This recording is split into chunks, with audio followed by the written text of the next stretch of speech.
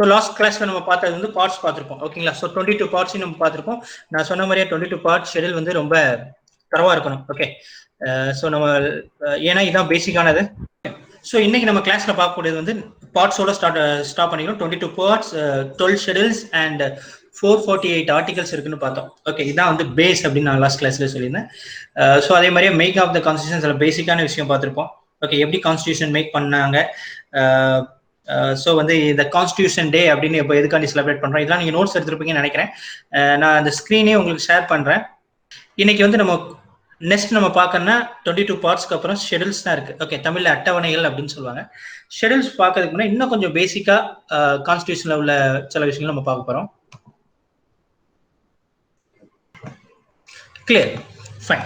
So இதுல என்ன பேசிக்கான இன்னைக்கு உள்ள விஷயம் அப்படின்னா ஒரு 3 ஆர்கன்ஸ். ஓகே, இது என்ன சொல்லுவாங்கன்னா ஆர்கன்ஸ் ஆஃப் கவர்மெண்ட் அப்படின்னு சொல்லுவாங்க. ஓகேங்களா, இதை நீங்க நோட்ஸ் எடுத்துக்கிறது உங்களுக்கு பெட்டர், நல்லா இருக்கும் உங்களுக்கு. ஆர்கன்ஸ் ஆஃப் கவர்மெண்ட் அப்படின்னு சொல்லுவாங்க. ஒரு 3 பாடிஸ் இருக்கு. ஓகே, ஃபர்ஸ்ட் பாடி வந்து இது நம்ம லாஸ்ட் கிளாஸ்லயே பார்த்துருப்போம், லெஜிஸ்லேட்டிவ். செகண்ட் வந்து பாத்தீங்கன்னா எக்ஸிக்யூட்டிவ். தேர்ட் வந்து பாத்தீங்கன்னா லெஜிஸ்லேட்டிவ், எக்ஸிக்யூட்டிவ், ஜுடிஷியரி. இதான் வந்து ஆர்கன்ஸ் ஆஃப் த கவர்மெண்ட் அப்படின்னு சொல்லுவாங்க. ஓகே, ஸோ என்ன லெஜிஸ்லேட்டிவ்னா என்ன, எக்ஸிக்யூட்டிவ்னா என்ன, ஜுடிஷியரினா என்ன? நம்ம நார்மலா டேர்ம்ல பார்த்திருப்போம். லெஜிஸ்லேட்டிவ் அசம்பிளி அப்படின்னு சொல்லி பார்த்திருப்போம், லெஜிஸ்லேட்டிவ் கவுன்சில் அப்படின்னு கேள்விப்பட்டிருப்போம். ஓகே, ஸோ அதே மாதிரி executive, judiciary. So legislative, executive, judiciary. நான் ஏற்கனவே சொன்னேன் பார்லிமெண்ட் அப்படின்னா என்ன, பாராளுமன்றம் பார்த்திருப்போம். பார்லிமெண்ட் அப்படின்னா என்ன அப்படின்னா, ஓகே, இதையுமே நோட் பண்ணிக்கிடுங்க, இது பேசிக்கா லாஸ்ட் கேட்டாங்க. பார்லிமெண்ட்னா ஓகே, ஸோ பிரசிடென்ட் அப்படிங்கிறது it's part of the parliament. Okay, so இது ஏன் இந்த பார்லிமெண்ட் அப்படின்னா என்னன்னா இந்த 3 பாடிஸ், இந்த Lok Sabha, Rajya Sabha with president. Okay, ஏன்னா இதான் வந்து பாத்தீங்கன்னா லா மேக்கிங் பாடி அப்படின்னு சொல்லுவாங்க. அதை பத்தி இப்போ லெஜிஸ்லேட்டிவ்னா என்னன்னு பார்க்க போறோம் அப்படின்னா, legislative is nothing but parliament was known as legislative. Okay, so legislative அப்படிங்கிற ஆர்கன் வந்து பார்லிமெண்ட் தான். ஓகே, ஸோ இந்த லெஜிஸ்லேட்டிவ் அப்படிங்கிற வேலை என்ன அப்படின்னா is nothing but law making body அப்படின்னு சொல்லுவாங்க. ஓகே, அப்படின்னா எக்ஸிக்யூட்டிவ்னா என்ன? So legislative is nothing but law making body, Lok Sabha, Rajya Sabha, president. Okay, எங்கெல்லாம் இப்போ அதே மாதிரியா இப்போ ஸ்டேட் கவர்மெண்ட்னா legislative assembly, legislative council is law making பாடின்னு இருக்கும். இதான் லெஜிஸ்லேட்டிவ் அப்படிங்கிற அந்த டேர்மோட மீனிங். அப்புறம் எக்ஸிக்யூட்டிவ்னா யாரு? Okay, executive is nothing but like இப்போ யாரு president, who is the head of the state, head of the country யாரு அப்படின்னா president. Okay, so president, prime minister, council of ministers, எல்லா ஹையர் ஆஃபீஸர்ஸ் எல்லாமே வந்து பாத்தீங்கன்னா இந்த எக்ஸிக்யூட்டிவ் அப்படிங்கிற டேர்முக்குள்ள அடங்கிப்பாங்க. ஓகேங்களா, தென் ஜுடிஷியரி அப்படின்னா என்ன? Judiciary is nothing but okay supreme court and high court. இதான் வந்து பாத்தீங்கன்னா ஜுடிஷியரி அப்படிங்கிற term. Then all other courts. ஓகேங்களா, ஸோ இப்போ இந்த லெஜிஸ்லேட்டிவ்ல எக்ஸிக்யூட்டிவ்ல தான் நம்ம கன்ஃபியூஸ் பண்ணுவோம். அப்படின்னா இந்த லெஜிஸ்லேட்டிவ்லயும் பிரசிடென்ட் இருக்காரு, எக்ஸிக்யூட்டிவ்லயும் பிரசிடென்ட் இருக்காரு. அப்படின்னா என்ன இது? அப்படி நம்ம டிஃபரன்ஷியேட் பண்ணக்கூடிய பார்க்க லெஜிஸ்லேட்டிவ்னா is nothing but law making body, எக்ஸிக்யூட்டிவ்னா லா இம்ப்ளிமெண்டிங் பாடி. ஓகே, ஒரு சட்டத்தை உருவாக்கும் இடம். ஓகே, சட்டத்தை உருவாக்கும் இடம் தான் லெஜிஸ்லேட்டிவ். ஓகே, அந்த சட்டத்தை செயல்படுத்துறது, ஓகே, மக்கள் கிட்ட கொண்டு போய் சேர்க்கிறது, இது சட்டம்னு அதை இம்ப்ளிமெண்ட் பண்ணி செயல்படுத்துறது யார்கிட்ட இருக்குன்னா அதான் எக்ஸிக்யூட்டிவ். இப்போ அது வந்து பிரசிடென்ட், பிரைம் மினிஸ்டர்ஸ் எல்லாத்துலயும் சட்டம். இப்போ வந்து ஒண்ணு இல்ல 144 அப்படிங்கிறத யார் அனௌன்ஸ் பண்ணா? நம்மளுக்கு பிரைம் மினிஸ்டர் அனௌன்ஸ் பண்ணா. நேற்று கூட அதை எக்ஸ்டெண்ட் பண்றேன்னு பிரைம் மினிஸ்டர் தான் அனௌன்ஸ் பண்றாரு. அப்படின்னா என்ன, அவர் ஏன் பிரைம் மினிஸ்டருக்கு அந்த ரைட் இருக்குன்னா 144 அனௌன்ஸ் பண்ற ரைட் பிரைம் மினிஸ்டர் கிடையாது. இல்ல, அனௌன்ஸ் பண்ற ரைட் பிரைம் மினிஸ்டர் இருக்கு, பட் அது பார்லிமெண்ட்ல சட்டமா ஏற்றிருக்காங்க. எல்லாரும் சேர்ந்து மெஜாரிட்டியில சட்டம் கொண்டு வந்தனால, அந்த லெஜிஸ்லேட்டிவ்ல கொண்டு வந்தனால executive, prime minister as executive அவர் என்ன பண்றாரு? அந்த சட்டத்தை மக்கள் கிட்ட இம்ப்ளிமெண்ட் பண்றாரு. ஓகே, இதை நாங்க வந்து முடிவெடுத்து கொண்டு வந்துட்டோம், லா வந்து மேக் பண்ணிட்டோம், இதை உங்களுக்கு அனௌன்ஸ் பண்றோம். இதுதான் எக்ஸிக்யூட்டிவோட வேலை. எக்ஸிக்யூட்டிவ் வேலை அனௌன்ஸ் பண்றது, மக்கள் கிட்ட அந்த சட்டத்தை கொண்டு போறது. ஆனால் அந்த சட்டத்தை எங்க ஏற்றிருக்க வேண்டும்? லெஜிஸ்லேட்டிவ் அசம்பிளில கொண்டு வரணும். தென் ஜுடிஷியரினா சுப்ரீம் கோர்ட், ஹை கோர்ட் ரெண்டுமே சேர்ந்ததுதான் ஜுடிஷியரி. இதுதான் 3 பாடி.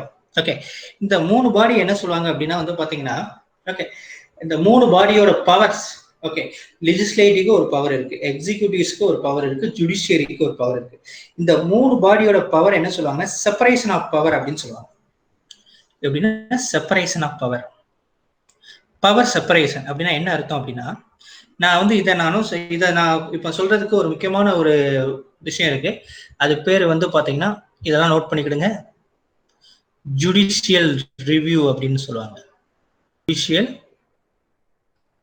ரிவ்யூ அப்படின்னு சொல்லுவாங்க. இது என்னன்னு பார்க்க போறோம். இதுக்கு தான் நான் இதையே எக்ஸ்பிளைன் பண்ணிட்டு இருக்கேன். ஓகே, இதை நம்ம பார்க்கலாம், வெயிட் பண்ணுங்க. அதுக்கு முன்னாடி இதை முடிச்சிடும். ஓகே, இது தமிழ்ல என்ன சொல்லுவாங்கன்னா நீதி மறு ஆய்வுன்னு சொல்லுவாங்க. ஸோ ஜுடிஷியரி நான் சொன்ன மாதிரியே ஜுடிஷியரினா is nothing but separation of power. Okay, இல்லை மூணுமே சேர்ந்து ஆர்கன் ஆஃப் த கவர்மெண்ட்னா லெஜிஸ்லேட்டிவ், எக்ஸிக்யூட்டிவ், ஜுடிஷியரி. இவங்களோட பவர் செப்பரேட்டட். ஏன் அப்படின்னா, லெஜிஸ்லேட்டிவ்க்குன்னு தனி பவர் இருக்கும், எக்ஸிக்யூட்டிவ்க்குன்னு தனி பவர் இருக்கும், ஜுடிஷியரிக்கு தனி பவர் இருக்கும். இப்போ இந்த 144 கொண்டு வந்திருக்காங்க. ஓகே, இந்த 144 வந்து எக்ஸிக்யூட்டிவ்ஸ் வந்து இம்ப்ளிமெண்ட் பண்ணியிருக்காங்க. ஓகே, ஸோ இந்த 144 வந்து கேன்சல் பண்ணணும்னா யார் பண்ணலாம்னா ஜுடிஷியரிக்கு அத்தாரிட்டி இருக்கு. ஓகேங்களா, இப்போ யாராட்டி கேஸ் போட்டு ஜுடிஷியரிக்கு அத்தாரிட்டி கேன்சல். இப்போ ஒரு ஃபார் எக்ஸாம்பிள் நான் பெஸ்ட் எக்ஸாம்பிள் என்ன சொல்றேன் அப்படின்னா, இப்போ வந்து டாஸ்மாக் கடையெல்லாம் ஓப்பன் பண்ணிட்டாங்க கவர்மெண்ட், எக்ஸிக்யூட்டிவ் ஆர்டர் எக்ஸிக்யூட்டிவ் ஆர்டர்ல ஓப்பன் பண்ணிட்டாங்க. பட் அதை யார் ஸ்டாப் பண்ண? ஹைகோர்ட்ல என்ன சொல்லிட்டாங்க, பண்ணக்கூடாது அப்படின்னு சொன்னாங்க. அடுத்தால இப்போ கவர்மெண்ட் வந்து சுப்ரீம் கோர்ட்டு போயிருக்கு. இதுதான் பவர் செப்பரேட்டர். எக்ஸிக்யூட்டிவ் ஒரு ஆர்டர் கொண்டு வந்தா அந்த ஆர்டரை யாரு கேள்வி கேட்கலாம்னா ஜுடிஷியரி கேள்வி கேட்கலாம். அது பேரு இதுதான் வந்து பாத்தீங்கன்னா ஜுடிஷியல் ரிவ்யூ. ஏன்னா பவர் ரெண்டு பேத்துக்குமே தனி. எக்ஸிக்யூட்டிவ் மக்கள்கிட்ட ஒரு சட்டத்தை இம்ப்ளிமெண்ட் பண்றதுக்கு அவங்களுக்கு ரைட் இருக்கு. அதே ரைட் சட்டம் சரியா இல்ல, நடைமுறைக்கு வந்து ஒத்து வராது அப்படின்னா ஹைகோர்ட்டோ சுப்ரீம் கோர்ட்டோ என்ன பண்ணலாம், அதை தடை செய்யலாம். இதுதான் வந்து அந்த ஜுடிஷியல் ரிவ்யூ அப்படிங்கிறது. இதை பத்தி நம்ம நிறைய பார்க்க போறோம். இந்த ஜுடிஷியல் ரிவ்யூ அப்படிங்கிற கான்செப்ட் வந்து யூஎஸ்ல இருந்து கொண்டு வந்தது. சில டைம் இப்படி கூட கேட்பாங்க. So judicial review the concept borrow from, okay, எந்த கண்ட்ரில இருந்து பாரோ பண்ணாங்க அப்படிங்கிற மாதிரி கேட்பாங்க. இது மாதிரியே சில விஷயங்கள் அப்படி நம்ம பார்க்கும்போதே நோட் பண்ணிக்கிடுங்க. ஸோ நீங்க பெஸ்ட் வந்து பாத்தீங்கன்னா நான் வந்து இந்த என்னோட ஸ்லைடை ஷேர் பண்ணாலும் சரி, இல்லை நீங்க எந்த நோட்ஸ்ல போய் படிச்சாலும் சரி, சில விஷயங்கள் வந்து அப்படியே நீங்க சைட்ல நீங்களா நோட்ஸ் எடுக்கிறது பெஸ்டா இருக்கும் உங்களுக்கு. ஓகேங்களா, கிளியர். ஸோ இதான் வந்து ஜுடிஷியல் ரிவ்யூ அப்படிங்கிற கான்செப்ட். இதை பத்தி டவுட் இருந்தாலும் கேளுங்க. நம்ம வரக்கூடிய கிளாஸ்ல ஜுடிஷியல் ரிவ்யூ பத்தி நிறையவே கேட்கலாம். ஜுடிஷியல் ரிவ்யூ ஒண்ணுமே கிடையாது, எக்ஸிக்யூட்டிவ் ஆர்டரை கொஸ்டின் கேட்கறது. யார் கேட்பா? High court, supreme court. அந்த எக்ஸிக்யூட்டிவ் அது பிரசிடென்டா இருக்கலாம், பிரைம் மினிஸ்டரா இருக்கலாம், சீஃப் மினிஸ்டரா இருக்கலாம். அவங்க கொண்டு வந்த சட்டம் சரியில்லை அப்படின்னு முடிவு யார் அதை கேள்வி கேட்கிற ஒரே அத்தாரிட்டினா ஜுடிஷியரி கேட்கலாம், சுப்ரீம் கோர்ட் இல்ல ஹைகோர்ட் கேட்கலாம். இதான் அதோட கான்செப்ட். கிளியர்? ஓகே, ஸோ இதான் வந்து 3 powers of the government, organs of the government அப்படின்னு சொல்லுவாங்க. இந்த 3 பேரோட பவரும் எப்படி இருக்குன்னா செப்பரேஷன் ஆஃப் பவர் அப்படிங்கிற கான்செப்ட். ஓகே, இதுக்கு இன்னொரு கான்செப்ட் இருக்கு, அதையும் நான் சேர்த்து சொல்றேன். இது இவங்க பவர் 3 பவரும் செப்பரேஷன். இன்னொன்னு என்ன சொல்லுவாங்க, டிவிஷன் ஆஃப் பவர் அப்படின்னு சொல்லுவாங்க. இதையும் நோட் பண்ணிக்கிடுங்க, division of power, power divided அப்படின்னு. டிவிஷன் ஆஃப் பவர் அப்படின்னா இது யாருக்கு அப்படின்னா வந்து பாத்தீங்கன்னா between state government and central government. இதை பத்தி நம்ம பார்க்கலாம். எழுதிக்கிடுங்க, டிவிஷன் ஆஃப் பவர் யாருக்குன்னா between state government, central government. ஆனா செப்பரேஷன் ஆஃப் பவர் 3 யாருன்னா legislative, executive, judiciary. Clear?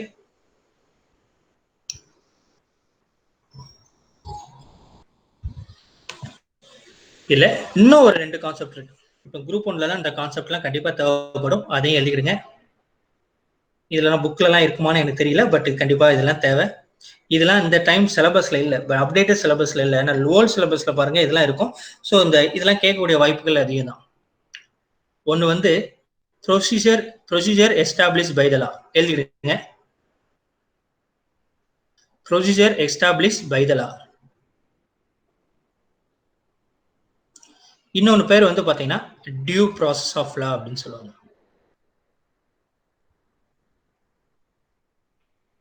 Okay, இதை தமிழ்ல எழுதணும்னா ப்ரொசீஜர் எஸ்டாப்ளிஷ் பை த லான்னா, ஓகே, சட்டத்தின் கீழ் ஆட்சி முறை அப்படின்னு சொல்லுவாங்க. டியூ ப்ராசஸ் ஆஃப் லானா, ஓகே, தகுந்த சட்டம் அப்படின்னு சொல்லுவாங்க. ஓகே, ஸோ இது என்ன ப்ரொசீஜர் எஸ்டாப்ளிஷ் பை லா, இது அப்படியே எழுதிக்கிடுங்க நான் சொல்ற மாதிரியா. The procedure establish by law எந்த கண்ட்ரில இருந்து எடுத்தானா, it was borrow from Japan. ஜப்பான்ல இருந்து இது எடுக்கப்பட்டது. Okay, due process of law யாரோட கான்செப்ட்னா it was borrow from America. சி ஏன் பாரோனா, நம்ம இந்தியன் கான்ஸ்டிடியூஷன் வந்து it was borrow from 60 countries, more than 60 countries. ஓகேங்களா, ஸோ இந்தியன் கான்ஸ்டியூஷன்ல எல்லா கான்செப்டுமே இந்தியாவில இருந்தே எல்லாமே உருவாக்கப்பட்டது அப்படின்னு கிடையாது, எல்லா கண்ட்ரில இருந்து எடுக்கப்பட்டது. ஓகேங்களா, ஸோ இது மாதிரியாக ஒவ்வொரு கான்செப்டும் ஒவ்வொரு கண்ட்ரில இருந்து எடுக்கப்பட்டது. அதை பத்தி தான் சொல்லக்கூடியதுதான். ஸோ அதுல இந்த ப்ரொசீஜர் எஸ்டாப்ளிஷ் ஜப்பான்ல இருந்து எடுக்கப்பட்டது. இது அடிக்கடி கேட்கக்கூடிய கொஸ்டின் தான். டியூ ப்ராசஸ் ஆஃப் லா அப்படிங்கிறது தகுந்த சட்ட முறைன்னு சொல்லுவாங்க. இது வந்து பாத்தீங்கன்னா அமெரிக்கால இருந்து எடுக்கப்படும். இது ரெண்டுக்கும் உள்ள வித்தியாசம் என்னன்னா, நான் ஏற்கனவே சொல்லியிருக்கேன், பார்த்துருக்கோம். ரைட்ஸ் வந்து 3 டைப் ஆஃப் ரைட்ஸ்னு பார்த்தோம். ஃபண்டமெண்டல் ரைட், லீகல் ரைட்ஸ், இன்னொன்று வந்து பாத்தீங்கன்னா நேச்சுரல் ரைட்ஸ் அப்படின்னு சொல்லுவோம். ஓகேங்களா? இந்த ப்ரொசீஜர் எஸ்டாப்ளிஷ்மெண்ட்ல தகுந்த சட்டமுறை அப்படின்னா என்னன்னா, இப்போ கான்ஸ்டியூஷன்ல என்ன சொல்லப்பட்டிருக்கோ, கான்ஸ்டியூஷன் நம்ம அரசியலமைப்பு சாசனம், ஓகேங்களா? அந்த அரசியலமைப்பு சாசனத்துல என்ன சொல்லப்பட்டிருக்கோ அதை வந்து எல்லாரும் என்ன பண்ண வேண்டும், பின்பற்ற வேண்டும். ஓகேங்களா? இப்போ ஃபண்டமெண்டல் ரைட் டு ஈக்குவாலிட்டி அப்படின்னா, ரைட் டு ஈக்குவாலிட்டினா என்னன்னு கான்ஸ்டியூஷன்ல வரையறுக்கப்பட்டிருக்கோ அதை கண்டிப்பா ஃபாலோ பண்ண வேண்டும். அந்த ரைட் டு ஈக்குவாலிட்டிக்கு ஓகே, அது வந்து பாத்தீங்கன்னா ரைட் டு ஈக்குவாலிட்டி யாருக்காட்டி மறுக்கப்பட்டா கண்டிப்பாக என்ன கொடுக்க வேண்டும், அவங்களுக்கு தண்டனை கொடுக்க வேண்டும். ஓகேங்களா? இதுதான் ப்ரொசீஜர் எஸ்டாப்ளிஷ் பை லால. சட்டம் என்ன சொல்லுதோ அதுதான். ஓகே, சட்டத்துக்கு மேல கான்ஸ்டியூஷனுக்கு மேல எதுவுமே கிடையாது அப்படிங்கிற மாதிரி ஒரு விஷயம். டியூ ப்ராசஸ் ஆஃப் லா அப்படின்னா வந்து பாத்தீங்கன்னா, okay, something is beyond the constitution. Okay, constitution சொல்ல இருக்கு, பட் கான்ஸ்டியூஷனுக்கு மேலையும் ஓகே சில விஷயங்கள். இது ஒரு பெஸ்ட் எக்ஸாம்பிள் என்ன சொல்றேன் அப்படின்னா, ஒண்ணுல இப்போ வந்து பாத்தீங்கன்னா ஒருத்தர் வந்து நம்ம இந்தியாவில் எடுத்துக்கிடும். ஓகே, இந்தியாவில் வந்து ஒருத்தர் ஒரு குற்றம் செஞ்சுட்டார் அப்படின்னா என்ன செஞ்சுட்டாருன்னா வந்து பாத்தீங்கன்னா, ஒரு ஹோட்டல்ல போய் சாப்பாடு திருட்டாருன்னு வச்சுக்கணும். ஹோட்டல்ல போய் என்ன பண்ணிட்டாரு, பசிக்குது, ஹோட்டல்ல போய் சாப்பாடு திருட்டாரு. இப்போ ஹோட்டல்ல சாப்பாடு திருட்டாரு, எப்படினாலும் திருட்டுங்கிறது திருத்து வழக்கு தான். ஸோ இப்போ வந்து அவரை ஜட்ஜி முன்னாடி நிப்பாட்டுறாங்க. ஜட்ஜ் என்ன சொல்றாரு வந்து பாத்தீங்கன்னா, ஓகே இவரு தப்பு பண்ணிட்டாரு, இவருக்கு என்ன பண்ணலாம், ஒரு 3 மாசம் ஜெயில் தண்டனை கொடுத்துடலாம். இதுதான் வந்து ப்ரொசீஜர் எஸ்டாப்ளிஷ் பை லா. சட்டத்துல ஒரு திருட்டுக்கு என்ன தண்டனை, ஓகே ஒரு சாப்பாடு தள்ளியிருக்காரு, அதுக்கு என்ன தண்டனை, 3 மாசம் தண்டனை. இது வந்து இந்தியன் கான்ஸ்டியூஷன்ல. இதே இது ஒரு அமெரிக்கால இதே கேஸ் வந்து விசாரணைக்கு போகுதுன்னு வச்சுக்கணும். இதுல due process of law. Okay, இதுதான் இந்த டியூ ப்ராசஸ் ஆஃப் லாங்கிற சைட்ல எழுதிடுங்க. இதோட ஜட்ஜ்மெண்ட் எல்லாமே நேச்சுரல் ரைட் அப்படின்னு சொல்லுவாங்க. ஓகே, நேச்சுரல் ரைட்ஸ் நம்ம ஏற்கனவே பார்த்தோம். ஃபண்டமெண்டல் ரைட் அப்படிங்கிறது ஆர்டிகல் 14ல இருந்து 32 வரைக்கும். ஓகேங்களா? Fundamental right. ஓகே, லீகல் ரைட்டுங்கிறது ஃபண்டமெண்டல் ரைட் அல்லாத மற்ற எல்லாமே லீகல் ரைட். தென் நேச்சுரல் ரைட்னு ஒரு கான்செப்ட் அப்பவுமே சொல்லியிருப்பேன் லாஸ்ட் கிளாஸ்ல. இதுதான் இந்த நேச்சுரல் ரைட். ஓகே, இதே குற்றம் தான் அங்கேயும் போகுது. ஒருத்தர் வந்து ஹோட்டல்ல இருந்து சாப்பாடு திருட்டாரு, அந்த ஜட்ஜி இவருக்கு தண்டனை கொடுக்க போறாரு. இந்திய சட்டத்துல என்ன எழுதப்பட்டிருக்கு, அவருக்கு வந்து 3 மாசம் தண்டனை. ஜட்ஜி ஓகே 3 மாசம் தண்டனை உறுதி பண்ணியாச்சு, 3 மாசம் தண்டனை. ஆனா அந்த natural right due process of law அப்படிங்கிற கான்செப்ட்ல என்ன பண்ணுவாங்கன்னா, கான்ஸ்டிடியூஷன்லயே 3 மாசமோ இல்ல ஒரு 5 மாசமோ ஒரு ஐபிசியோ ஏதோ ஒரு தண்டனை 5 மாசம் கொடுக்கலாம்னு இருந்தா கூட, நேச்சுரல்னா ஹியூமானிட்டி பேஸ். ஓகே, சாப்பாடு இருக்காரு அப்படின்னா எதுக்காண்டி திருநாரு, பசிக்காண்டி திருநாரு. ஓகே ஓகே, அப்படின்னா வந்து ஒரு பசியை போக்கணும்னா அது யாரோட வேலை, கவர்மெண்டோட வேலை. ஸோ இது என்ன பண்ணலாம், இது வந்து திருட்டே கிடையாது, இவருக்கு என்ன கொடுத்துடலாம், ஹியூமானிட்டி பேஸ் மனித அடிப்படையில் இவருக்கு என்ன பண்ணலாம், இவரை விடுதலை செய்யலாம். இதுதான் due process of law. So இதை பெஸ்டா பார்க்கணும்னா ப்ரொசீஜர் எஸ்டாப்ளிஷ் பை லானா everything is within the constitution. அது கான்ஸ்டியூஷன் என்ன சொல்லுது, சட்ட திருத்தம் என்ன சொல்லுது, சட்டம் என்ன சொல்லுதோ அது கீழே தான் தண்டனை அப்படிங்கிறது. டியூ ப்ராசஸ் இல்லைன்னா சட்டம் சொன்னா கூட அவர் இந்த குற்றத்தை எந்த சிச்சுவேஷன்ல பண்ணியிருக்காரோ அது ஹியூமானிட்டி பேஸ்ல அவருக்கு என்ன தண்டனை வழங்கப்படும். இதான் ரெண்டுக்குள்ள வித்தியாசம். ஓகே, ஸோ லாஸ்ட் கிளாஸ்ல இப்போ லெஜிஸ்லேட்டிவ், எக்ஸிக்யூட்டிவ், ஜுடிஷியர்னா என்னன்னு பார்த்தோம், ஜுடிஷியல் ரிவ்யூனா என்னன்னு பார்த்தோம், ப்ரொசீஜர் எஸ்டாப்ளிஷ் பை லானா என்னன்னு பார்த்தோம், டியூ ப்ராசஸ் ஆஃப் லாவும் என்னன்னு பார்த்தாச்சு. Right, clear. ஸோ இப்போ அடுத்தால லாஸ்ட் கிளாஸ்ல பார்ட்ஸ் பார்த்துருப்போம். இப்போ என்ன பண்ண போறோம், அட்டவணை பார்க்க போறோம். ஓகேங்களா? அட்டவணை schedule of Indian constitution. So 22 parts பார்த்துருக்கோம். ஓகேங்களா? ஸோ 22 பார்ட்ஸை தவிர ஓகேங்களா ஷெட்யூல்ஸ் அப்படின்னு ஒரு 12 ஷெட்யூல்ஸ் இருக்கு. அதை பத்தி தான் இப்போ பார்க்க போறோம். ஓகேங்களா? கிளியர். ஏன் பார்ட்ஸ் வந்து 22 பார்ட்ஸ் இருந்துச்சு, ஷெட்யூல் ஏன் அப்படின்னு கேட்கலாம். இந்த பார்ட்ஸ்ல சில விஷயங்கள் விட்டு போனதை ஷெட்யூல்ல சேர்த்திருக்காங்க. இனிஷியலா வந்து பாத்தீங்கன்னா கான்ஸ்டியூஷன் மேட் பண்ணும்போது, கான்ஸ்டியூஷன் எப்போ உருவாக்கப்பட்டது, கரெக்டா கம்ப்ளீட் பண்ணப்பட்டது, கேபினெட் மிஷன் கமிஷன் 1946ல. இதெல்லாம் அடிக்கடி வர கொஸ்டின். கேபினெட் மிஷன் கமிஷன் 1946ல வந்துச்சு. 1946க்கு அப்புறம் உங்களுக்கு என்னாச்சு, கான்ஸ்டியூஷன் உருவாக்கப்பட்டது. கான்ஸ்டியூஷன் உருவாக்குறதுக்கு வந்து மேக்கிங் ஆஃப் த கான்ஸ்டியூஷன் எவ்வளவு நாள் உருவாக்குனாங்கன்னா 2 years 11 months 18 days. ஓகேங்களா? இந்த இது மாதிரியே கொஸ்டின்லாம் குரூப் 2ல கேட்பாங்க. ஸோ கான்ஸ்டியூஷன் எவ்வளவு நாள் மேட் பண்ணாங்க அப்படின்னா 2 years 11 months 18 days. ஓகேங்களா? ஸோ இது எப்போ கம்ப்ளீட் ஆச்சுன்னா ஓகே November 26, 1949 கம்ப்ளீட் ஆச்சு. அதான் வந்து நம்ம கான்ஸ்டியூஷன் டேன்னு செலிப்ரேட் பண்றோம். ஓகேங்களா? ஸோ ரிபப்ளிக் டே செலிப்ரேட் பண்றது okay January 26, 1950 constitution was enacted. Constitution சட்ட அரசியல் சாசனம் நடைமுறைக்கு வந்தது. ஓகேங்களா? ஸோ அந்த கான்ஸ்டியூஷன் மேக் பண்றதுக்கு 1946 49 வரைக்கும் ஆகிருக்கு. ஸோ அதுல ஃபர்ஸ்ட் பார்ட் 22 பார்ட்ஸ் பார்த்தாச்சு. ஷெடியூல்ஸ் வந்து 1 to 12 ஷெடியூல்ஸ் ஓகேங்களா மொத்தம் இருக்குது. நான் சொன்ன மாதிரியா ஃபர்ஸ்ட் வந்து 22 பார்ட்ஸையும் தரவா ஞாபகம் வச்சுடணும். அதே மாதிரியா ஒவ்வொரு ஆர்டிகல்ஸையும் ஞாபகம் வச்சுடணும். ஓகேங்களா? ஸோ அது ரொம்ப முக்கியம். ஃபார் எக்ஸாம்பிள் இப்போ ஆர்டிகல் 148 அப்படின்னா என்னன்னு தெரியணும் உங்களுக்கு. ஓகேங்களா? ஸோ ஆர்டிகல் 148 நம்ம லாஸ்ட் கிளாஸ்ல பார்த்தீங்கன்னா நம்ம பார்த்துருப்போம். ஆர்டிகல் 148 அப்படிங்கிறது CAG, okay, controller and auditor general of India. So இது மாதிரி கான்செப்ட் நம்ம பார்த்துடணும். ஸோ இப்போ இந்தியன் கான்ஸ்டியூஷன்ல ஷெடியூல்ஸ் பார்க்க போகிறோம். ஃபர்ஸ்ட் ஷெடியூல் ஓகேங்களா, list of states and union territory. ஓகேங்களா, இதே மாதிரியே தான் பார்ட் 1லயும் இதான் இருக்கும், union of states and union territory. So என்னென்ன ஸ்டேட்ஸ்ல என்ன இருக்கு, எத்தனை ஸ்டேட் இருக்கு, எத்தனை யூனியன் டெரிட்டரி இருக்கு. ஸோ இப்போ தற்பொழுது வந்து பார்த்தீங்கன்னா 28 states and okay 8 union territories இருக்கு. ஓகேங்களா? ஸோ அதை பற்றி சொல்லக்கூடியதான் இது விஷயம். ஓகே, தென் இது ஷெடியூல்ஸ் எல்லாம் ரொம்ப ஈஸியாக பார்த்துடலாம். இது ஒன்றும் பெரிய விஷயம் இல்லை, ரொம்ப ஈஸியாக பார்க்கலாம். ஷெடியூல் செகண்ட் அப்படிங்கிறது வந்து பார்த்தீங்கன்னா இது வந்து பார்த்தீங்கன்னா சேலரி ஆஃப் 9 டிக்னிட்டரிஸ். ஓகேங்களா, இதில் நான் 9 டிக்னிட்டரிஸுமே கொடுத்துருக்கேன். President, governor of state, speaker and deputy speaker, house of the people, chairman, deputy chairman. So இவங்களோட சேலரியை பற்றி சொல்லக்கூடியதான் ஷெடியூல் செகண்ட். ஓகே, ஸோ ஷெடியூல்ஸ்க்கு வந்து ஆர்டிகல்ஸ் இதெல்லாம் கிடையாது. ஓகேங்களா, பார்ட்ஸ் மட்டும் தான் ஆர்டிகல்ஸ். ஷெடியூல் ஓகே, இந்த ஃபர்ஸ்ட் ஷெடியூல்னா என்ன, செகண்ட் ஷெடியூல்னா என்ன, இந்த லெவலுக்கு பார்த்துக்கிட்டா போதும். ஓகே, ஸோ இவங்களோட சேலரியை பற்றி சொல்லக்கூடியதான் இந்த schedule second. Then third schedule okay okay the forms of oath and affirmation, Tamil என்ன சொல்லுவாங்க, பதவி பிரமாணம் சொல்லுவாங்க. ஸோ இது பதவி பிரமாணத்தை பற்றி சொல்லக்கூடியதான் தேர்ட் ஷெடியூல். ஃபார் எக்ஸாம்பிள் இப்போ வந்து பார்த்தீங்கன்னா பிரசிடென்ட்டுக்கு யார் வந்து ஓட் டேக்கிங் பதவி பிரமாணம் பண்ணி வைப்பா. பிரசிடென்ட்டுக்கு வந்து பாத்தீங்கன்னா chief justice of supreme court பண்ணுவார். யாருக்கு? பிரசிடென்ட்டுக்கு. ஓகே, ஒன்ஸ் பிரசிடென்ட் சூஸ் ஆன உடனே prime minister, council of ministers மற்ற எல்லாருக்குமே வந்து பாத்தீங்கன்னா யாரு பதவி பிரமாணம் பண்ணி வைப்பான்னா பிரசிடென்ட் பண்ணிடுவார். இதே மாதிரியே வந்து பாத்தீங்கன்னா ஒரு ஸ்டேட்டோட, ஒரு மாநிலத்தோட கவர்னர், ஆளுநருக்கு யாரு பதவி பிரமாணம் பண்ணி வைப்பா அப்படின்னா வந்து பாத்தீங்கன்னா chief justice of high court பண்ணுவார். ஓகேங்களா, அங்க வந்து பிரசிடென்ட்டுக்கு வந்து chief justice of supreme court. So different between schedules and parts அப்படின்னா ஒன்றும் இல்லை. ஓகேங்களா, நான் சொல்றேன், வெயிட் பண்ணுங்க. நான் சொன்ன மாதிரி இனிஷியலா 8 ஷெடியூல் இருந்துச்சு, இப்போ 12 ஷெடியூல்ஸ் இருக்கு. ஓகேங்களா, ஸோ ஷெடியூல் அப்படின்னா என்ன அப்படின்னா வந்து பாத்தீங்கன்னா ஓகே, ஸோ ஷெடியூல் அப்படிங்கிறது பார்ட்ஸ்ல சில விஷயங்கள் இல்லாத விஷயங்கள் ஷெடியூல்ஸ்ல உங்களுக்கு இருக்கும். ஓகேங்களா, அதான் வேற ஒன்றும் ஒரு பெரிய இப்போ பார்ட்ஸ்னா வந்து நம்ம பார்த்தோம் ஆர்டிகல்ஸ் எல்லாமே இருக்கும். ஷெடியூல்ஸ்ல உங்களுக்கு ஆர்டிகல்ஸ்லாம் இருக்காது. பார்ட்ஸ்ல இல்லாத சில ப்ரொவிஷன். ஓகே, பார்ட்ஸ் 22ங்கிறது ரொம்ப இம்பார்ட்டன்ட் பார்ட்ஸ். ஓகே, அதுல இல்லாத சில ப்ரொவிஷன் வந்து உங்களுக்கு ஷெடியூல்ல இருக்கும். அவ்வளவுதான், வேற ஒன்றும் இல்லை. ஓகே, ஸோ ஷெடியூல் 4 அப்படிங்கிறது வந்து பாத்தீங்கன்னா allocation of seat to council of states. ஓகேங்களா, இந்த கவுன்சில் ஆஃப் ஸ்டேட் அப்படிங்கிறது எதை குறிக்கும் அப்படின்னா ராஜ்யசபா குறிக்குது. இப்போ ஃபார் எக்ஸாம்பிள் இதெல்லாம் நோட் பண்ணிக்கிடுங்க. ஓகே, ஸோ ராஜ்யசபால வந்து இப்போ தமிழ்நாட்டில இருந்து இப்போ லோக்சபா சீட் என்ன சீட் அப்படின்னா 39. ஓகே, ராஜ்யசபா சீட் அப்படிங்கிறது வந்து பாத்தீங்கன்னா 18. தமிழ்நாட்டில இருந்து மேக்சிமம் தமிழ்நாட்டில இருந்து தான் கேட்கக்கூடிய வாய்ப்பு அதிகமா இருக்கும் உங்களுக்கு.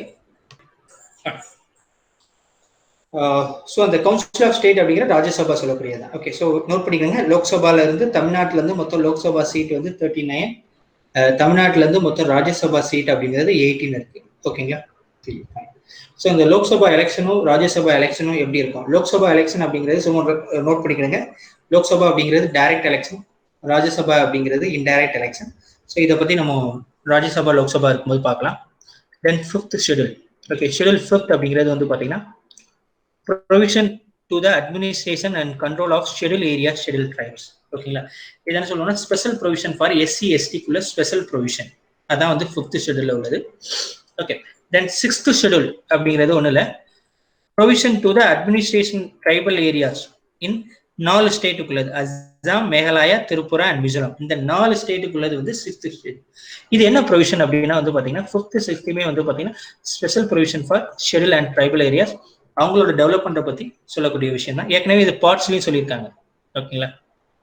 பட் பார்ட்ஸ்ல வந்து பார்ட்ல வந்து பாத்தீங்கன்னா ஷெட்யூல் 10 இருக்கும். ஓகேங்களா. ஷெட்யூல் 10 அப்படிங்கிற சாரி நாட் ஷெட்யூல் 10, பார்ட் 10ல வந்து பாத்தீங்கன்னா இதே மாதிரியா ஷெட்யூல் ஏரியாஸ் அண்ட் ட்ரைப்ஸ் அப்படின்னு இருக்கும். அது எப்படின்னா ஷெட்யூல் ஏரியாஸ் ட்ரைபல் ஏரியாவை யார் டிக்ளேர் பண்ணணும் அப்படிங்கிற ஒரு provision. Okay. So schedule areas tribal ஏரியாவை டிக்ளேர் பண்றது யாருன்னா பிரசிடென்ட் தான் டிக்ளேர் பண்ணுவாரு. இங்க பாத்தீங்கன்னா 5th ஷெட்யூலையும் 6th ஷெட்யூலையும் வந்து provision to the administration. Okay. அவங்களுக்கு என்னென்ன அட்மினிஸ்ட்ரேஷன் எப்படி இருக்கும் அப்படிங்கிற மாதிரியே சொல்லக்கூடியதான். இந்த 5th-க்கும் 6th-க்கும் ரெண்டுமே ஒரே மாதிரியா தான் provision to the administration of tribal areas. ஆனா வந்து பாத்தீங்கன்னா 6th ஷெட்யூல் அப்படிங்கிறது 4 ஸ்டேட்டுக்கு மட்டும். அசாம், மேகாலயா, திரிபுரா, மிசோரம். இந்த 4 ஸ்டேட்டுக்குள்ள அட்மினிஸ்ட்ரேஷன் ப்ரொவிஷன். ஆனா 5th ஷெட்யூல் இது அல்லாத மற்ற எல்லா ஸ்டேட்டுக்கும் இது பொருந்தும். 5th ஷெட்யூல் அப்படிங்க. இந்த 6th ஷெட்யூல்ல நீங்க நோட்ஸ் எடுக்கீங்கன்னா அது பிராக்கெட்ல எழுதிடுங்க. ஓகே. இந்த 6th ஷெட்யூல்ல இப்போ வந்து பாத்தீங்கன்னா ஒரு அமெண்ட்மெண்ட் கொண்டு வரணும்னு சொல்லியிருக்காங்க. இதெல்லாம் கரண்ட் அஃபேர்ஸ்ல உள்ளதுதான். அந்த 6th ஷெட்யூல்ல பிராக்கெட்ல எழுதிடுங்க. அமெண்ட்மெண்ட் வந்து பாத்தீங்கன்னா 125th அமெண்ட்மெண்ட் பில் அப்படின்னு எழுதிடுங்க. இன்னும் ஆக்டா மாறல. 125th அமெண்ட்மெண்ட் பில் அப்படின்னு எழுதிடுங்க. இதெல்லாம் இந்த திருப்பி வரக்கூடிய கொஸ்டின்ஸ் தான், கேட்க வாய்ப்பு இருக்கு. 125th அமெண்ட்மெண்ட் பில் பில்லுன்னு எழுதிடுங்க. ஓகே. ஸோ பில்லுக்கு ஆக்டுக்கும் ஒரு டிஃப்ரெண்ட் இருக்கு. அதை பத்தி நம்ம பார்க்கலாம். ஓகே. இது வந்து 125th அமெண்ட்மெண்ட் பில்லு தான். ஓகே.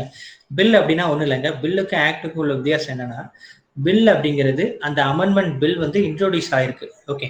ஒரு பில் வந்து ஆக்டா மாறணும்னா லோக்சபாலையும் ராஜ்யசபால எங்கனாலும் இன்ட்ரோடியூஸ் பண்ணலாம். லோக்சபால பாஸ் பண்ணணும், ராஜ்யசபால பாஸ் பண்ணணும், பிரசிடென்ட் வந்து அதுக்கு அப்ரூவல் கொடுக்கணும். அப்பனாதான் அந்த பில் வந்து ஆக்டா மாறும். ஓகே. ஸோ 125th அமெண்ட்மெண்ட் பில்னா இந்த பில் தான் இன்ட்ரோடியூஸ் ஆயிருக்கு, இன்னும் ஆக்டா மாறல. ஓகேங்களா. எது 6th ஷெட்யூல்ல சில ப்ரொவிஷன் கொண்டு வரணும் அப்படின்னு சொல்லியிருக்காங்க. கிளியர். தென் 7th schedule. Okay. So 7th schedule ரொம்ப கொஞ்சம் முக்கியமான ஷெட்யூல்ஸ் தான். ஓகேங்களா. இதுதான் வந்து பாத்தீங்கன்னா நான் சொன்ன பாத்தீங்களா டிவிஷன் ஆஃப் பவர் அப்படிங்கிற ஒரு கான்செப்ட் சொல்லியிருக்காங்க உங்களுக்கு. ஓகே. அந்த டிவிஷன் ஆஃப் பவரை பத்தி சொல்லக்கூடிய கான்செப்ட் இந்த 7th ஷெட்யூல் தான். இதுல என்னன்னா அப்படின்னா division of power. Okay.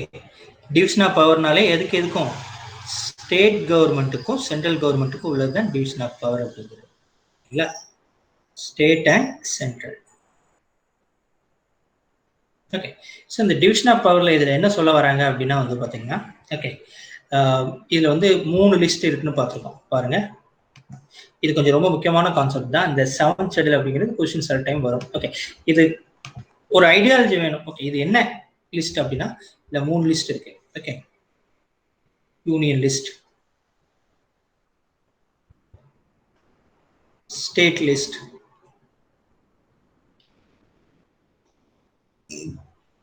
Concurrent list அப்படின்னு 3 list. Okay. Clear. So union list, state list, concurrent list. Okay. இதை தமிழ்ல என்ன சொல்லுவாங்க அப்படின்னா மத்திய பட்டியல், மாநில பட்டியல், பொது பட்டியல் அப்படின்னு 3 விதமா பிரிக்கும். அது என்ன? ஓகே. இப்போ ஒன்றும் இல்லைங்க. இப்போ இந்த யூனியன் லிஸ்ட்ல இருக்கக்கூடியது ஓகேங்களா. யூனியன் லிஸ்ட்ல வந்து பாத்தீங்கன்னா இப்போதைக்கு 100 இருக்கு. ஓகேங்களா. இதுல வந்து இப்போ 61 இருக்கு. இதுல வந்து பாத்தீங்கன்னா 52. கிளியர். ஸோ இந்த யூனியன் லிஸ்ட் இதுல வந்து 100 லிஸ்ட் மத்திய யூனியன் லிஸ்ட்னா 100 61. இது என்ன அப்படின்னா இந்த 100 லிஸ்ட்ல இருக்கக்கூடியதுல யார் வந்து சட்டங்களை ஏற்றலாம்னா மத்திய அரசாங்கம், அதான் வந்து யூனியன் கவர்மெண்ட் கொண்டு வரலாம். இந்த 61 லிஸ்ட்டுக்கும் யாருக்கு பவர் இருக்குன்னா ஸ்டேட் கவர்மெண்ட்டுக்கு பவர் இருக்கு. இந்த 52க்கு வந்து கன்கரண்ட் லிஸ்ட்னா 2 பேருக்கு பவர் இருக்கு. லாஸ்ட் குரூப் 2ல கேட்ட question the concurrent list taken from which country அப்படின்னு, borrow from which country. Okay. ஆஸ்திரேலியால இருந்து எடுக்கப்பட்டது. ஓகேங்களா. கிளியர். ஸோ இப்போ அப்படின்னா என்ன, ஃபார் எக்ஸாம்பிள் ஒன்றும் இல்லைங்க, நான் பெஸ்டா சிம்பிளா சொல்லிடுறேன். ஆர்மி அப்படின்னு இருக்குங்க. ஆர்மி, டிஃபென்ஸ், டிஃபென்ஸ் மினிஸ்ட்ரி இருக்காங்க அப்படின்னா டிஃபென்ஸுக்கு மினிஸ்டர் யூனியன் கவர்மெண்ட்ல இருக்காங்க. ஓகேங்களா. இப்போ நம்ம தமிழ்நாட்டை எடுத்துக்கிறோம். தமிழ்நாட்டில் யாரு டிஃபென்ஸ் மினிஸ்டர்? டிஃபென்ஸ் மினிஸ்ட்ரின்னு ஒரு மினிஸ்ட்ரி இருக்கா? இல்ல. இதான் ஓகே. அப்படின்னா ஆர்மி அப்படின்னா எதுக்கு எங்க இருக்கும்? யூனியன்ல மட்டும்தான். ஓகே. ஆர்மி டிஃபென்ஸ் மினிஸ்ட்ரி அப்படிங்கிறது அப்படின்னா ஆர்மி சம்மந்தப்பட்டதுக்கு எல்லாத்துக்குமே பவர் யாரு? யூனியன் கவர்மெண்ட் மட்டும் தான். ஸ்டேட் கவர்மெண்ட் அதுல தலையிடக்கூடாது. ஓகேங்களா? இப்ப வார் டிக்ளேர் பண்றது யாரு? பிரசிடென்ட்டுக்கு தான் வார் டிக்ளேர். பிரசிடென்ட் அப்படிங்கிறது யூனியன் கவர்மெண்ட்ல உள்ளவர். ஸோ ஒரு கண்ட்ரியில ஒரு ஒரு இந்தியாவுக்கும் இன்னொரு கண்ட்ரி ஏதோ ஒரு கண்ட்ரி பாகிஸ்தானோ சைனாக்கோ வார் வருதுன்னா அந்த வாரை டிக்ளேர் பண்ணக்கூடிய பவர் யாருக்கு இருக்குன்னா யூனியன் கவர்மெண்ட் மட்டும் தான் இருக்கு. தமிழ்நாடு கவர்மெண்ட் போய் நாங்க வந்து வார் டிக்ளேர் பண்றோம் பாகிஸ்தான் கூட அப்படின்னு சொல்ல முடியாது. ஸோ ஆர்மி பர்சனல் ஆர்மியை பத்தி டிஃபென்ஸை பத்தி முடிவெடுக்கக்கூடிய எல்லா இதுவுமே யார்கிட்ட இருக்குன்னா யூனியன் கவர்மெண்ட்ல இருக்கு. ஸோ அதுதான் வந்து என்னது யூனியன் லிஸ்ட். இது மாதிரியாக இப்ப பேங்கிங் எடுத்துக்கணும். இன்னொரு எக்ஸாம்பிள் பேங்கிங். ஸோ பேங்க் எல்லாமே யூனியன் கவர்மெண்ட்குள்ள தான். ஸ்டேட் கவர்மெண்ட் பேங்க்னு ஒரு பேங்க் கிடையாது. ஓகேங்களா? அது கோஆபரேட்டிவ் பேங்க் மட்டும்தான். ஸோ இப்போ இந்த பேங்கிங் இந்த ஆர்மி இது மாதிரி ஒரு 100 லிஸ்ட் வந்து யார் கண்ட்ரோல்ல இருக்கும்னா யூனியன் கவர்மெண்ட். இந்த 100 லிஸ்ட்ல யாரு இதுக்குள்ள எல்லா சட்ட திருத்தங்களா இருக்கட்டும் சட்டங்கள் கொண்டு வரனாலும் யார் கொண்டு வர முடியும்னா யூனியன் லிஸ்ட் மத்திய அரசாங்கம் மட்டும் தான் கொண்டு வர முடியும். நெக்ஸ்ட் இருக்கிறது state list. State list for example agriculture. Okay. இப்ப லா அண்ட் ஆர்டர் அப்படின்னு சொல்லுவாங்க. லா அண்ட் ஆர்டர்னா போலீஸ். இதெல்லாம் யார் கண்ட்ரோல்னா ஸ்டேட் கவர்மெண்ட் கண்ட்ரோல் தான். ஓகேங்களா? இது வந்து 61 இது இருக்கு. Okay. Concurrent list for example best example இதுக்கு வந்து எஜுகேஷன் தான். இப்போ தமிழ்நாட்டில் கூட நீட் இல்லாம ரொம்ப நாள் இருந்துச்சு. இப்போ நீட் கொண்டு வந்தாங்க. ஓகேங்களா? ஸோ மற்ற ஸ்டேட்ல எல்லாம் நீட் இருந்துச்சு. நீட் எக்ஸாம் ஏற்கனவே ரொம்ப நாள் இருக்கு. நம்ம மட்டும்தான் நீட் வேண்டாம்னு சொல்லி நம்ம லெஜிஸ்லேட்டிவ் அசம்பிளில எங்களுக்கு நீட் வேண்டாம், எங்க தமிழ்நாட்டுக்கு வேண்டாம்னு ஒரு சட்டம் இருந்துச்சு. அதை வந்து இப்போ 2 இயர்ஸ் பேக் வந்து அந்த சட்டத்தை நீக்கிட்டாங்க. ஓகேங்களா? ஏன்னா யூனியன் கவர்மெண்ட் ரொம்ப கட்டாயப்படுத்த ஆரம்பிச்சிட்டாங்க தமிழ்நாடு கவர்மெண்ட்டை, ஸ்டேட் கவர்மெண்ட்டை. நீங்களும் என்ன கொண்டு வர வேண்டும்? நீட் எக்ஸாம் கொண்டு வர வேண்டும். அதான் அதோட. ஓகே. ஸோ அப்பனா கன்கரண்ட் லிஸ்ட்னா இதுல இருந்து எஜுகேஷன் இதுலலாம் வந்து பாத்தீங்கன்னா யார் 2 பேருமே சட்டம் கொண்டு வரலாம். யாரு? Union government. 2 பேத்துக்கும் பொதுவானது. இப்போ யூனியன் கவர்மெண்ட் இந்தியாவுக்கே ஒரு சட்டம் எஜுகேஷனுக்கு ஒரு சட்டம் கொண்டு வரலாம். ஓகே. பட் ஒருவேளை தமிழ்நாட்டுல அந்த சட்டம் வந்து நடைமுறைக்கு சாத்தியம் இல்லை, எங்களுக்கு வேண்டாம் அப்படின்னு தமிழ்நாடு கவர்மெண்ட் எங்க மக்களுக்கு வேண்டாம்னு நினைச்சா அந்த சட்டத்துல சில திருத்தங்கள் அமைக்கலாம். இல்லைன்னா அது சட்டமே வேண்டாம்னு சொல்லலாம். ஃபார் எக்ஸாம்பிள் நீட் எக்ஸாம் மாதிரியா எங்களுக்கு நீட் எக்ஸாம் வேண்டாம்னு சொல்லி நம்ம ஒரு சட்டத்தை பாஸ் பண்ணனால, ஏன்னா அது யூனியன் கவர்மெண்ட் பாஸ் பண்ணா கூட அது என்ன பண்ணலாம்? 2 பேத்துக்குமே பவர் இருக்கு, அதுல முடிவு எடுக்கக்கூடியது. இதுதான் வந்து அந்த division of power between central government and state government. இதை பத்தி சொல்லக்கூடியதான் ஷெட்யூல் 7. கிளியர்? நெக்ஸ்ட் 8 வந்து நம்ம ஏற்கனவே பார்ட்ஸ்லயும் பார்த்துப்போம். இது வந்து ரெகக்னைசேஷன் ஆஃப் லாங்குவேஜ். ஓகே. மொத்தம் எத்தனை லாங்குவேஜ் இருக்கு அப்படின்னா வந்து பாத்தீங்கன்னா இதை பத்தி கொஸ்டின்ஸ் வர வாய்ப்பு இருக்கு. இதையுமே கொஞ்சம் எழுதிடுங்க. மொத்தம் வந்து பாத்தீங்கன்னா மொத்தம் வந்து லாங்குவேஜ் ஏ ஷெட்யூல் கண்டிப்பா கேட்பாங்க. ஏ ஷெட்யூல்னாலே லாங்குவேஜ் தான் ரொம்ப இம்பார்ட்டன்ட். ஓகேங்களா? ஸோ மொத்தம் எத்தனை லாங்குவேஜ் அஃபிஷியல் லாங்குவேஜ் எத்தனை லாங்குவேஜ் இருக்குன்னு பார்த்தோம்?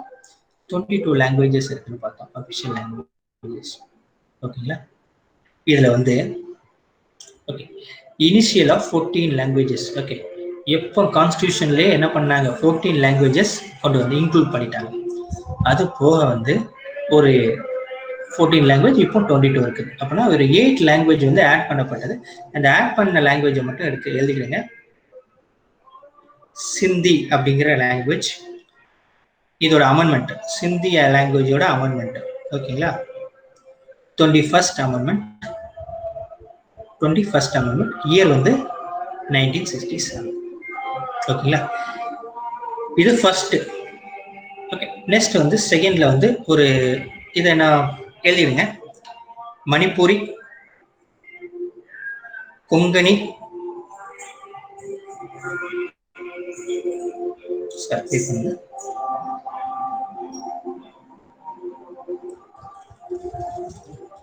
எழுதிடுங்க. செகண்ட் சிந்தி வந்து 21st அமெண்ட்மெண்ட் 1967. ஓகேங்களா? செகண்ட் வந்து மணிப்பூரி, கொங்கணி, நேபாளி அப்படிங்கிற 3 லாங்குவேஜ். மணிப்பூரி, கொங்கணி, நேபாளி. கொஞ்சம் வெயிட் பண்ணுங்க. பென் கொஞ்சம். மணிப்பூரி, கொங்கணி, நேபாளி.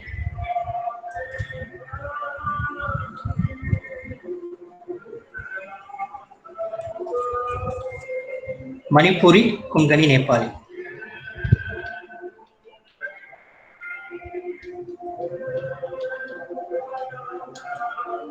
நேபாளி அப்படிங்கிற 3 லாங்குவேஜ். இது வந்து 71st கான்ஸ்டியூஷன் அமெண்ட்மெண்ட். இயர் வந்து 1992. ஓகேங்களா. தென் தேர்ட், ஓகே, ஸோ இது சிந்தி வந்து 15th லாங்குவேஜ், 16, 17, 18 4 லாங்குவேஜ் இருக்கு. எழுதிடுங்க. போடோ, பிஓடிஓ, போடோ, டோக்ரி, டிஓஜிஆர்ஐ, டோக்ரி. அதெல்லாம் வந்து ஒரு ட்ரைபல் லாங்குவேஜ், அதனால நம்ம கேள்விப்பட்ட லாங்குவேஜா இருக்காது. போடோ, டோக்ரி, மைத்தாலி அப்படின்னு சொல்லுவாங்க. இன்னொன்று சாண்டலி. மொத்தம் 4 லாங்குவேஜ் ஆட் ஆகும். இது எத்தனாவது அமெண்ட்மெண்ட்னா 92nd அமெண்ட்மெண்ட். ஓகேங்களா. இயர் வந்து 2002. கிளியர். ஓகே. ஸோ சிந்தி, மணிப்பூரி, கொங்கணி, நேபாளி, போடோ, டோக்ரி, மஹித்தலி, சாண்டல். ஓகேங்களா. மொத்தம் இது சேர்த்தீங்கன்னா 14 லாங்குவேஜ். இப்போ லாங்குவேஜ் சேர்த்தா வந்து பார்த்தீங்கன்னா உங்களுக்கு 22 லாங்குவேஜஸ் இருக்கும். 9th ஷெட்யூல் என்னன்னா வந்து பார்த்தீங்கன்னா, okay, provision as to validation of certain act and regulation. ஓகேங்களா. இது என்ன அப்படின்னா, இதுதான் வந்து ஜுடிஷியல் ரிவ்யூ அப்படிங்கிற ஒரு கான்செப்ட். ஓகேங்களா. ஜுடிஷியல் ரிவ்யூ நம்ம ஏற்கனவே பார்த்துருப்போம். ஜுடிஷியல் ரிவ்யூ அப்படின்னா வந்து பார்த்தீங்கன்னா, இப்போ எக்ஸிக்யூட்டிவ் ஒரு சட்டத்தை கொண்டு வராங்க. அந்த சட்டம் ஓகே அகேன்ஸ்ட் த கான்ஸ்டியூஷன், அரசியலமைப்பு சாசனத்துக்கு அகேன்ஸ்ட் ஆகும். அந்த சட்டம் நடைமுறைக்கு சார்ந்தது அல்ல அப்படின்னா யார் அதை கொஸ்டின் கேட்கலாம் அப்படின்னா வந்து பார்த்தீங்கன்னா, ஜுடிஷியல் ரிவ்யூ அப்படிங்கிற கான்செப்ட் மூலமா சுப்ரீம் கோர்ட்டோ ஹை கோர்ட்டோ கேள்வி கேட்கலாம். அதுதான் வந்து பார்த்தீங்கன்னா validation of certain act and regulation. இந்த சட்டம் நடைமுறைக்கு சார்ந்ததா அப்படின்னு சொல்லக்கூடியது. ஓகே, இதுக்கு வந்து இதுதான் ஜுடிஷியல் ரிவ்யூ அப்படிங்கிறது. இது ஜுடிஷியல் ரிவ்யூ அப்படிங்கிறது எந்த விஷயத்தினாலும் எக்ஸிக்யூட்டிவ் கொண்டு வரக்கூடிய எல்லா விஷயத்துக்குமே ஜுடிஷியல் ரிவ்யூ கொண்டு வரக்கூடியது இருக்கு. ஓகேங்களா. பட் ஒரு ஆக்டை அதுலயுமே சில லூப் ஹோல் இருக்கு. சென்ட்ரல் கவர்மெண்ட்டோ ஸ்டேட் கவர்மெண்ட்டோ ஒரு ஆக்டை வந்து அந்த 9th ஷெட்யூல்ல பாஸ் பண்ணா அது வந்து ஜுடிஷியல் ரிவ்யூ அப்படிங்கிறது, அது வந்து அந்த ஜுடிஷியல் ரிவ்யூ அப்படிங்கிறதுக்கு உட்பட்டது அல்லாம ஆயிரும். ஓகேங்களா. ஸோ நல்லா புரிஞ்சுக்கிடணும். ஜுடிஷியல் ரிவ்யூ அப்படிங்கிற கான்செப்ட் பார்த்தோம். இதை வந்து அப்படின்னா எக்ஸப்ஷன் ஜுடிஷியல் ரிவ்யூக்கே எக்ஸப்ஷன் அப்படின்னு சொல்லலாம் அந்த 9th ஷெட்யூல். இப்போ ஃபார் எக்ஸாம்பிள் ஒரு இதுக்கு நான் பெஸ்ட் எக்ஸாம்பிள் நோட் பண்ணிக்கிடுங்க. இது கொஸ்டின்ஸ் கேட்கக்கூடிய வாய்ப்பு ரொம்ப அதிகம். 76th Constitutional Amendment. 76th Constitutional Amendment. இது எந்த இயர் கொண்டு வந்தாங்க அப்படின்னா 1994. ஓகேங்களா. 76th Constitutional Amendment. ஓகேங்களா. 1994ல கொண்டு வந்தாங்க. இது அடிக்கடி கேட்கக்கூடிய விஷயம். ஓகேங்களா. ஸோ அமெண்ட்மெண்ட் அப்படிங்கிறது வரைக்கும் எத்தனை அமெண்ட்மெண்ட் இருக்குன்னா 103 அமெண்ட்மெண்ட் இருக்கு. 103 சட்ட திருத்தம் இது வரைக்கும் கொண்டு வந்திருக்காங்க. இப்போ அந்த அமெண்ட்மெண்ட்னா என்ன அப்படின்னா, ஏற்கனவே கான்ஸ்டிடியூஷன்ல சொல்லப்பட்டதை கொஞ்சம் கொஞ்சம் திருத்தி அமைக்கிறாங்க. அது மாதிரியா இது வரைக்கும் 103 டைம் திருத்தி அமைச்சிருக்காங்க கான்ஸ்டியூஷன். அது மாதிரி அந்த 76th கான்ஸ்டியூஷன் அமெண்ட்மெண்ட் அப்படிங்கிறது 1994ல. இது ஏன் ரொம்ப முக்கியம்னா, இது வந்து கொண்டு வந்ததே தமிழ்நாடு கவர்மெண்ட் தான். இது ஏன் அப்படின்னா, இது என்னன்னு ஃபர்ஸ்ட் இந்த அமெண்ட்மெண்ட்டை பத்தி கொஞ்சம் சொல்லிக்கிறேன். இந்த ஆக்டை பத்தி. யூனியன் கவர்மெண்டோட ரிசர்வேஷன் எவ்வளவு அப்படின்னா வந்து பாத்தீங்கன்னா 50%. பட் நீங்க தமிழ்நாடை மட்டும் எடுத்துக்கிட்டீங்கன்னா தமிழ்நாடு கவர்மெண்டோட ரிசர்வேஷன் அப்படிங்கிறது 69%. இது எப்படி தமிழ்நாட்டுக்கு மட்டும் இது மொத்தம் சாத்தியம் அப்படின்னா, யூனியன் கவர்மெண்ட் வந்து 50% ரிசர்வேஷன் சொல்லியிருக்காங்க. அது நேஷனல் லெவல்ல கண்டிப்பா எல்லாரும் இம்ப்ளிமெண்ட் பண்ணணும். ஓகேங்களா. பட் தமிழ்நாடு கவர்மெண்ட் 69% ரிசர்வேஷன் எப்படின்னா, இந்த 76th கான்ஸ்டியூஷன் மூலமா 9th ஷெட்யூல்ல எங்களுக்கு எவ்வளவு வேணும், 69% ரிசர்வேஷன் வேணும் அப்படின்னு ஒரு ஆக்ட் பாஸ் பண்ணிட்டாங்க. ஓகே, ஏன் அப்படின்னா இப்ப இதை ஒருவேளை இது 9th ஷெட்யூல்ல பாஸ் பண்ணாம இது நார்மலா ஒரு ஆக்டா பாஸ் பண்ணாங்கன்னு வச்சுக்கோங்களேன், அதை யார் கேள்வி கேட்பானா, உடனே ஹைகோர்ட்டோ சுப்ரீம் கோர்ட்டோ கேள்வி கேட்பாங்க. யூனியன் கவர்மெண்டோட ரிசர்வேஷன் 50% தான், நீங்க எப்படி 69% ரிசர்வேஷன் பாஸ் பண்ணலாம் அப்படின்னு சொல்லி. ஸோ அப்படி யாரும் அந்த ஜுடிஷியல் ரிவ்யூக்கு கேள்வி கேட்கக்கூடாது அப்படின்னு சொல்லி 9th ஷெட்யூல்ல பாஸ் பண்ணக்கூடியது தான் வந்து பாத்தீங்கன்னா அந்த 76th கான்ஸ்டியூஷன். ஸோ இதுல நல்லா பாத்துடுங்க, ஒரு ஸ்டேட் கவர்மெண்ட் 9th ஷெட்யூல்ல ஒரு சட்டத்தை பாஸ் பண்ணா அது எதுக்கு உட்பட்டது அல்லாத ஜுடிஷியல் ரிவ்யூக்கு பொருந்தாது அப்படிங்கிற கான்செப்ட் தான். ஓகேங்களா? அது மாதிரி வந்து நீங்க அப்படின்னா நம்ம ஸ்டேட் கவர்மெண்ட் நினைச்சா எல்லா சட்டத்தையும் 9th ஷெட்யூல்ல கொண்டு வந்துடலாம் அப்படின்னா அப்படி கொண்டு வர முடியாது. அது வந்து மக்களுக்கு ரொம்ப உகந்ததா இருக்கணும். அந்த சட்டம் வந்து மக்கள் ஃபர்ஸ்ட் அந்த சட்டத்தை வந்து ஏற்றுக்கொள்ள வேண்டும். இப்போ கண்டிப்பா 69% ரிசர்வேஷன் அப்படிங்கிறது கண்டிப்பா மக்களுக்கு வந்து அது உகந்ததுதான், மக்களுக்கு அது ஏற்றுக்கொள்ளப்பட்டதுதான். ஸோ அப்படி ஒரு சட்டத்தை 9th ஷெட்யூல்ல கொண்டு வரும்போது இது ஃபர்ஸ்ட் எங்க அசம்பிளில பாஸ் பண்ணியிருப்பாங்க. ஓகே, எங்க நம்ம தமிழ்நாடு கவர்மெண்ட் அசம்பிளில பாஸ் பண்ணியிருப்பாங்க. அசம்பிளில பாஸ் பண்ணி அது எங்க போகணும், அடுத்தால பார்லிமெண்ட்லயும் அப்ரூவல் வாங்கணும். ஆனா ஒரு சட்டம் ஸ்டேட் கவர்மெண்ட்ல 9th ஷெட்யூல்ல பாஸ் பண்ணி வந்துச்சுன்னா கண்டிப்பா பார்லிமெண்ட் மேக்சிமம் அதை அப்ரூவல் பண்ணிடுவாங்க. ஓகேங்களா? ஸோ அப்படி வந்ததான் 76 constitution amendment. Okay, so 9th schedule நல்லா பார்த்துடுங்க. It's exception from judicial review. Judicial ரிவ்யூவே வந்து பார்த்தீங்கன்னா இது அப்பார்ட் பண்றது அப்படின்னு சொல்லலாம். ஓகே, 9th ஷெட்யூல்ல ஒரு சட்டம் கொண்டு வந்தால் இட்ஸ் லைக் வந்து இது என்னது கேள்வி ஜுடிஷியல் ரிவ்யூக்கு பொருந்தாது அப்படிங்கிற ஒரு விஷயம் தான். இது மாதிரியா ஃபர்ஸ்ட் ஓகேங்களா, அதையும் எழுதிக்கிடுங்க. இது லாஸ்ட் குரூப் 1ல கேட்டதுன்னு நினைக்கிறேன். ஓகே, இந்தியாவில் ஃபர்ஸ்ட் அமெண்ட்மெண்ட் எந்த எப்போ கொண்டு வந்தாங்க அப்படிங்கிறது. ஃபர்ஸ்ட் அமெண்ட்மெண்ட் 76 அமெண்ட்மெண்ட் 1994ல பார்த்தோம். ஃபர்ஸ்ட் அமெண்ட்மெண்ட் இந்தியாவில் எப்போ கொண்டு வந்தாங்க அப்படின்னா 1951ல கொண்டு வந்தாங்க. ஓகே, அது என்னன்னு எழுதிடுங்க. Abolition of zamindari system. Zamindari சிஸ்டம்னு ஒரு சிஸ்டம். ஓகே, லேண்ட் ரெவன்யூ சிஸ்டம்ல இதை பத்தி நம்ம ஹிஸ்டரியிலையும் பார்ப்போம். ஓகேங்களா? மொத்தம் எத்தனை சிஸ்டம் இருந்துச்சு அப்படின்னா லேண்ட் ரெவன்யூ சிஸ்டம் 3 இருந்துச்சு, zamindari system, ryotwari system, மகள்வாரி system அப்படின்னு 3 சிஸ்டம் இருந்துச்சு. ஓகேங்களா?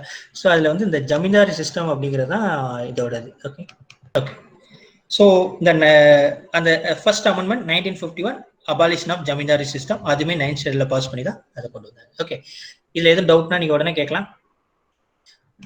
மேக்சிமம் நான் ஓரளவு உங்களுக்கு என்னோட எக்ஸ்பிளனேஷன்ல கிளாரிட்டி இல்லைன்னா சேட்ல கேளுங்க. ஓகேங்களா? மேக்ஸிமம் நான் சொல்றேன், இல்லை ரெஃபர் பண்ணி கூட நான் சொல்றேன். வேற எதுவும் நம்ம பார்க்கறத தாண்டி கூட உங்களுக்கு ப்ராக்டிக்கலா ஏதாவது டவுட் இருந்தா கூட கேளுங்க, நம்ம பார்க்கலாம் பாலிட்டி பத்தி. ஓகே, ஸோ பாலிட்டி வந்து வெரி இன்ட்ரெஸ்டிங் டாபிக். ஓகேங்களா? நீங்க இந்த பாலிட்டி சப்ஜெக்ட் வந்து பாத்தீங்கன்னா எப்படி உங்களுக்கு ரொம்ப இன்ட்ரெஸ்ட் ஆகும்னா வந்து பாத்தீங்கன்னா நீங்க வந்து அதுக்கு வந்து டெய்லி கொஞ்சம் நியூஸ் பேப்பர் பார்க்கணும். அந்த டெய்லி அரசியல் நடப்புகளை வந்து நீங்க டெய்லி கவனிச்சுட்டு வந்தீங்கன்னு வச்சுக்கலாம், பாலிட்டி வந்து ரொம்ப இன்ட்ரெஸ்டிங்கா இருக்கும். இந்த 9th ஷெட்யூலுக்கு நான் நிறைய எக்ஸாம்பிள் சொல்லலாம் இன்னும். இப்போ நம்ம இந்த ஜுடிஷியல் ரிவ்யூன்னு சொன்னோம் பாத்தீங்களா, இது வந்து இந்த ஜுடிஷியல் ரிவ்யூக்கே நிறைய எக்ஸாம்பிள் இருக்கு. நம்ம கூட இப்போ லாஸ்ட் வந்து நம்ம ஜெயலலிதா இறந்த பிறகு வந்து பாத்தீங்கன்னா அந்த கட்சி வந்து 2ஆ பிரிஞ்சு, இப்போ ஏடிஎம்கே கட்சி. ஓகேங்களா? ஒரு இப்போ அந்த இவங்க இப்போ ஃபர்ஸ்ட் இப்போ இருக்காங்கல்ல, இப்போ இபிஎஸ் ஓபிஎஸ் ஒரு கட்சியிலையும் தினகரன் இன்னொரு கட்சியிலையும் இருந்தாங்க. தினகரன் கூட ஒரு 18 எம்எல்ஏ வந்து போனாங்க. ஓகேங்களா?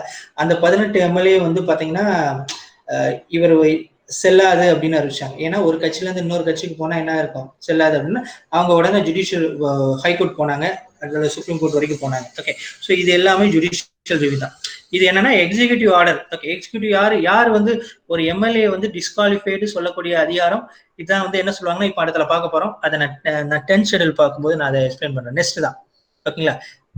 இது என்ன சொல்லுவாங்கன்னா provision to disqualification on ground of defection அப்படின்னு சொல்லுவாங்க.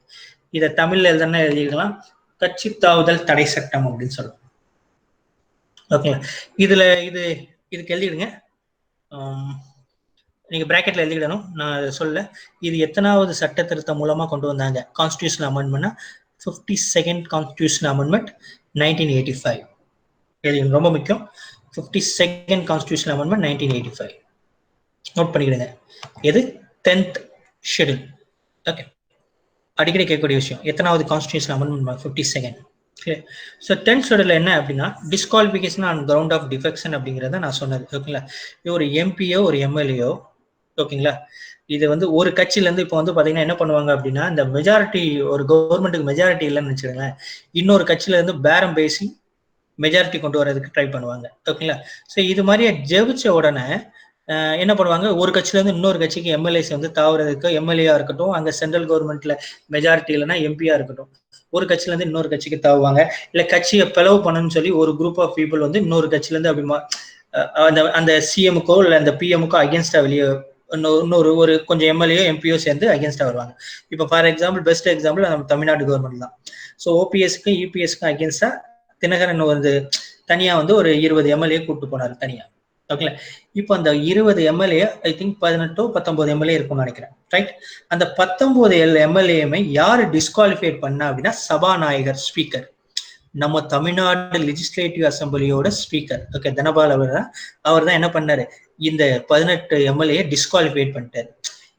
இப்போ இந்த டிஸ்குவாலிஃபிகேஷனை எதிர்த்து இவங்க என்ன போறாங்க, ஹைகோர்ட்டுக்கு போனாங்க. ஓகே, இப்போ அப்பனா இதுதான் கட்சி தாவுதல் தடை சட்டம் அப்படிங்கிறத என்ன அர்த்தம்னா, ஒரு கட்சியில இருந்து இன்னொரு கட்சிக்கு அப்படி கட்சி தாவுறாங்கன்னு நினைச்சிடுங்க.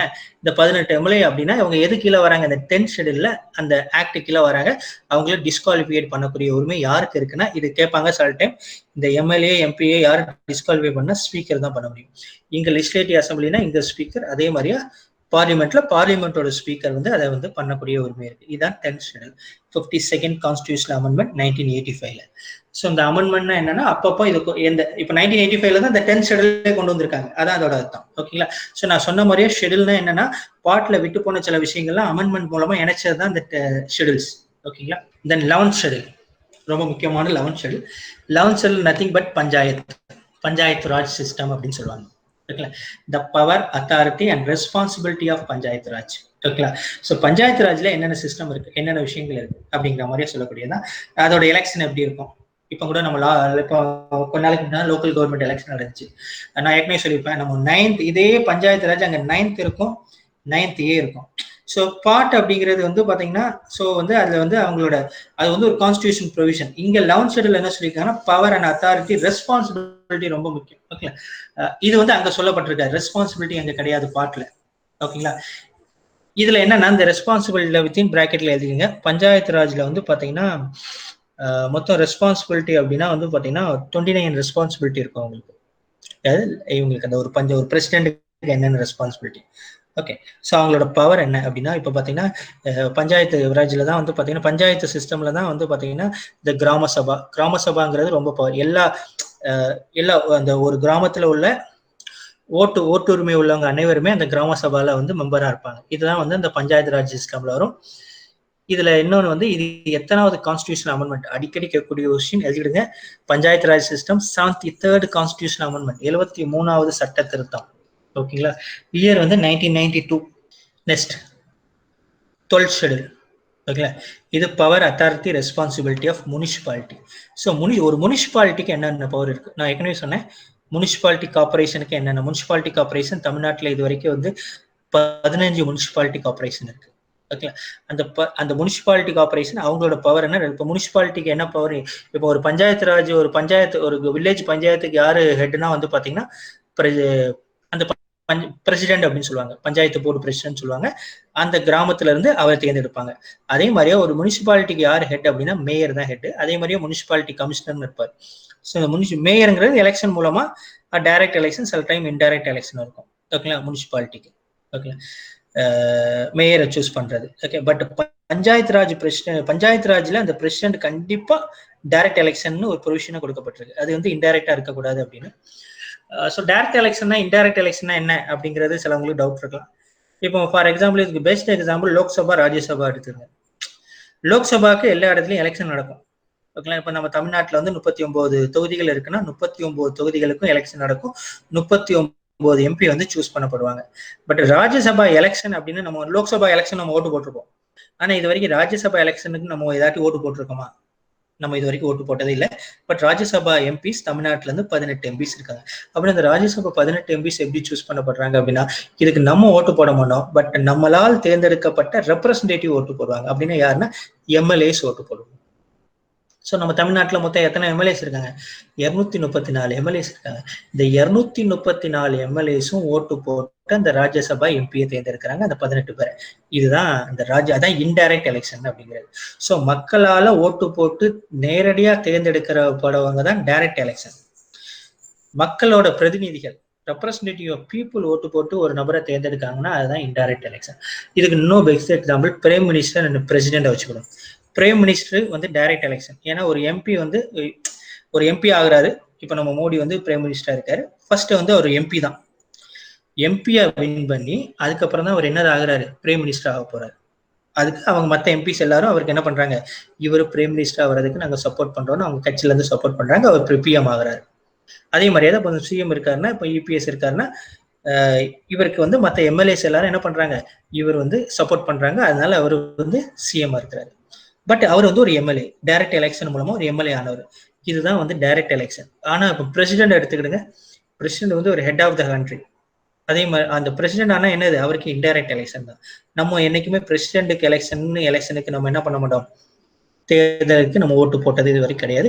ஏன்னா நம்ம ஓட்டு போடல, நம்மளோட ரெப்ரஸன்டேட்டிவ் அப்படின்னா யார் பண்றா, நம்மளால் பிரசிடென்ட் எலெக்ஷனுக்கு எம்பிஸ் எல்லாரும் ஓட்டு போடுவாங்க, அதே மாதிரி எம்எல்ஏஸ் எல்லாரும் ஓட்டு போடுவாங்க இந்தியா ஃபுல்லா. இதுதான் வந்து indirect election. Direct election indirect election வித்தியாசம். ஓகேங்களா, கிளியர். ஸோ நம்ம ஏற்கனவே பார்த்த மாதிரியாக ஓகேங்களா. ஸோ இப்போ பார்ட்ஸ் பார்த்தாச்சு, ஷெடியூல்ஸ் பார்த்தாச்சு. ஓகே, நான் நல்லா நீங்கள் பழைய கொஸ்டினை கூட நீங்கள் போய் பாருங்க. இந்த வீக் கூட நம்ம பாலிட்டி டெஸ்ட் உங்களுக்கு இருக்கும். ஓகேங்களா, மேக்ஸிமம் சாட்டர்டே சண்டேல உங்களுக்கு டெஸ்ட் இருக்கும். நான் எத்தனை கொஸ்டின் என்னங்க சொல்கிறேன். ஒன்று வந்து ஆன்லைன்லேயே அந்த டெஸ்ட் நீங்கள் எழுதுற மாதிரியா இருக்கும், இல்லைன்னா பிடிஎஃப் சென்ட் பண்ணுறேன்.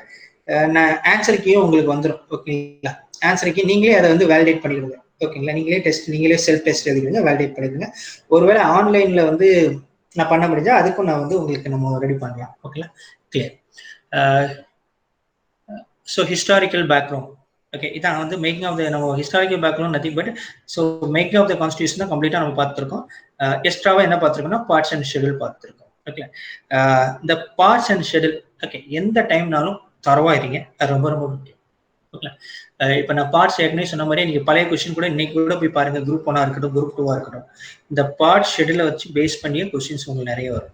ஓகேங்களா, நம்ம பார்த்தது அதை பேஸ் பண்ணி தான் உங்களுக்கு கொஸ்டின் ஃபுல்லாக இருக்கும். ஓகே, இப்போ நெக்ஸ்ட் பார்க்கக்கூடிய ஹிஸ்டாரிக்கல் பேக்ரவுண்ட் ஒன்றும் கிடையாது.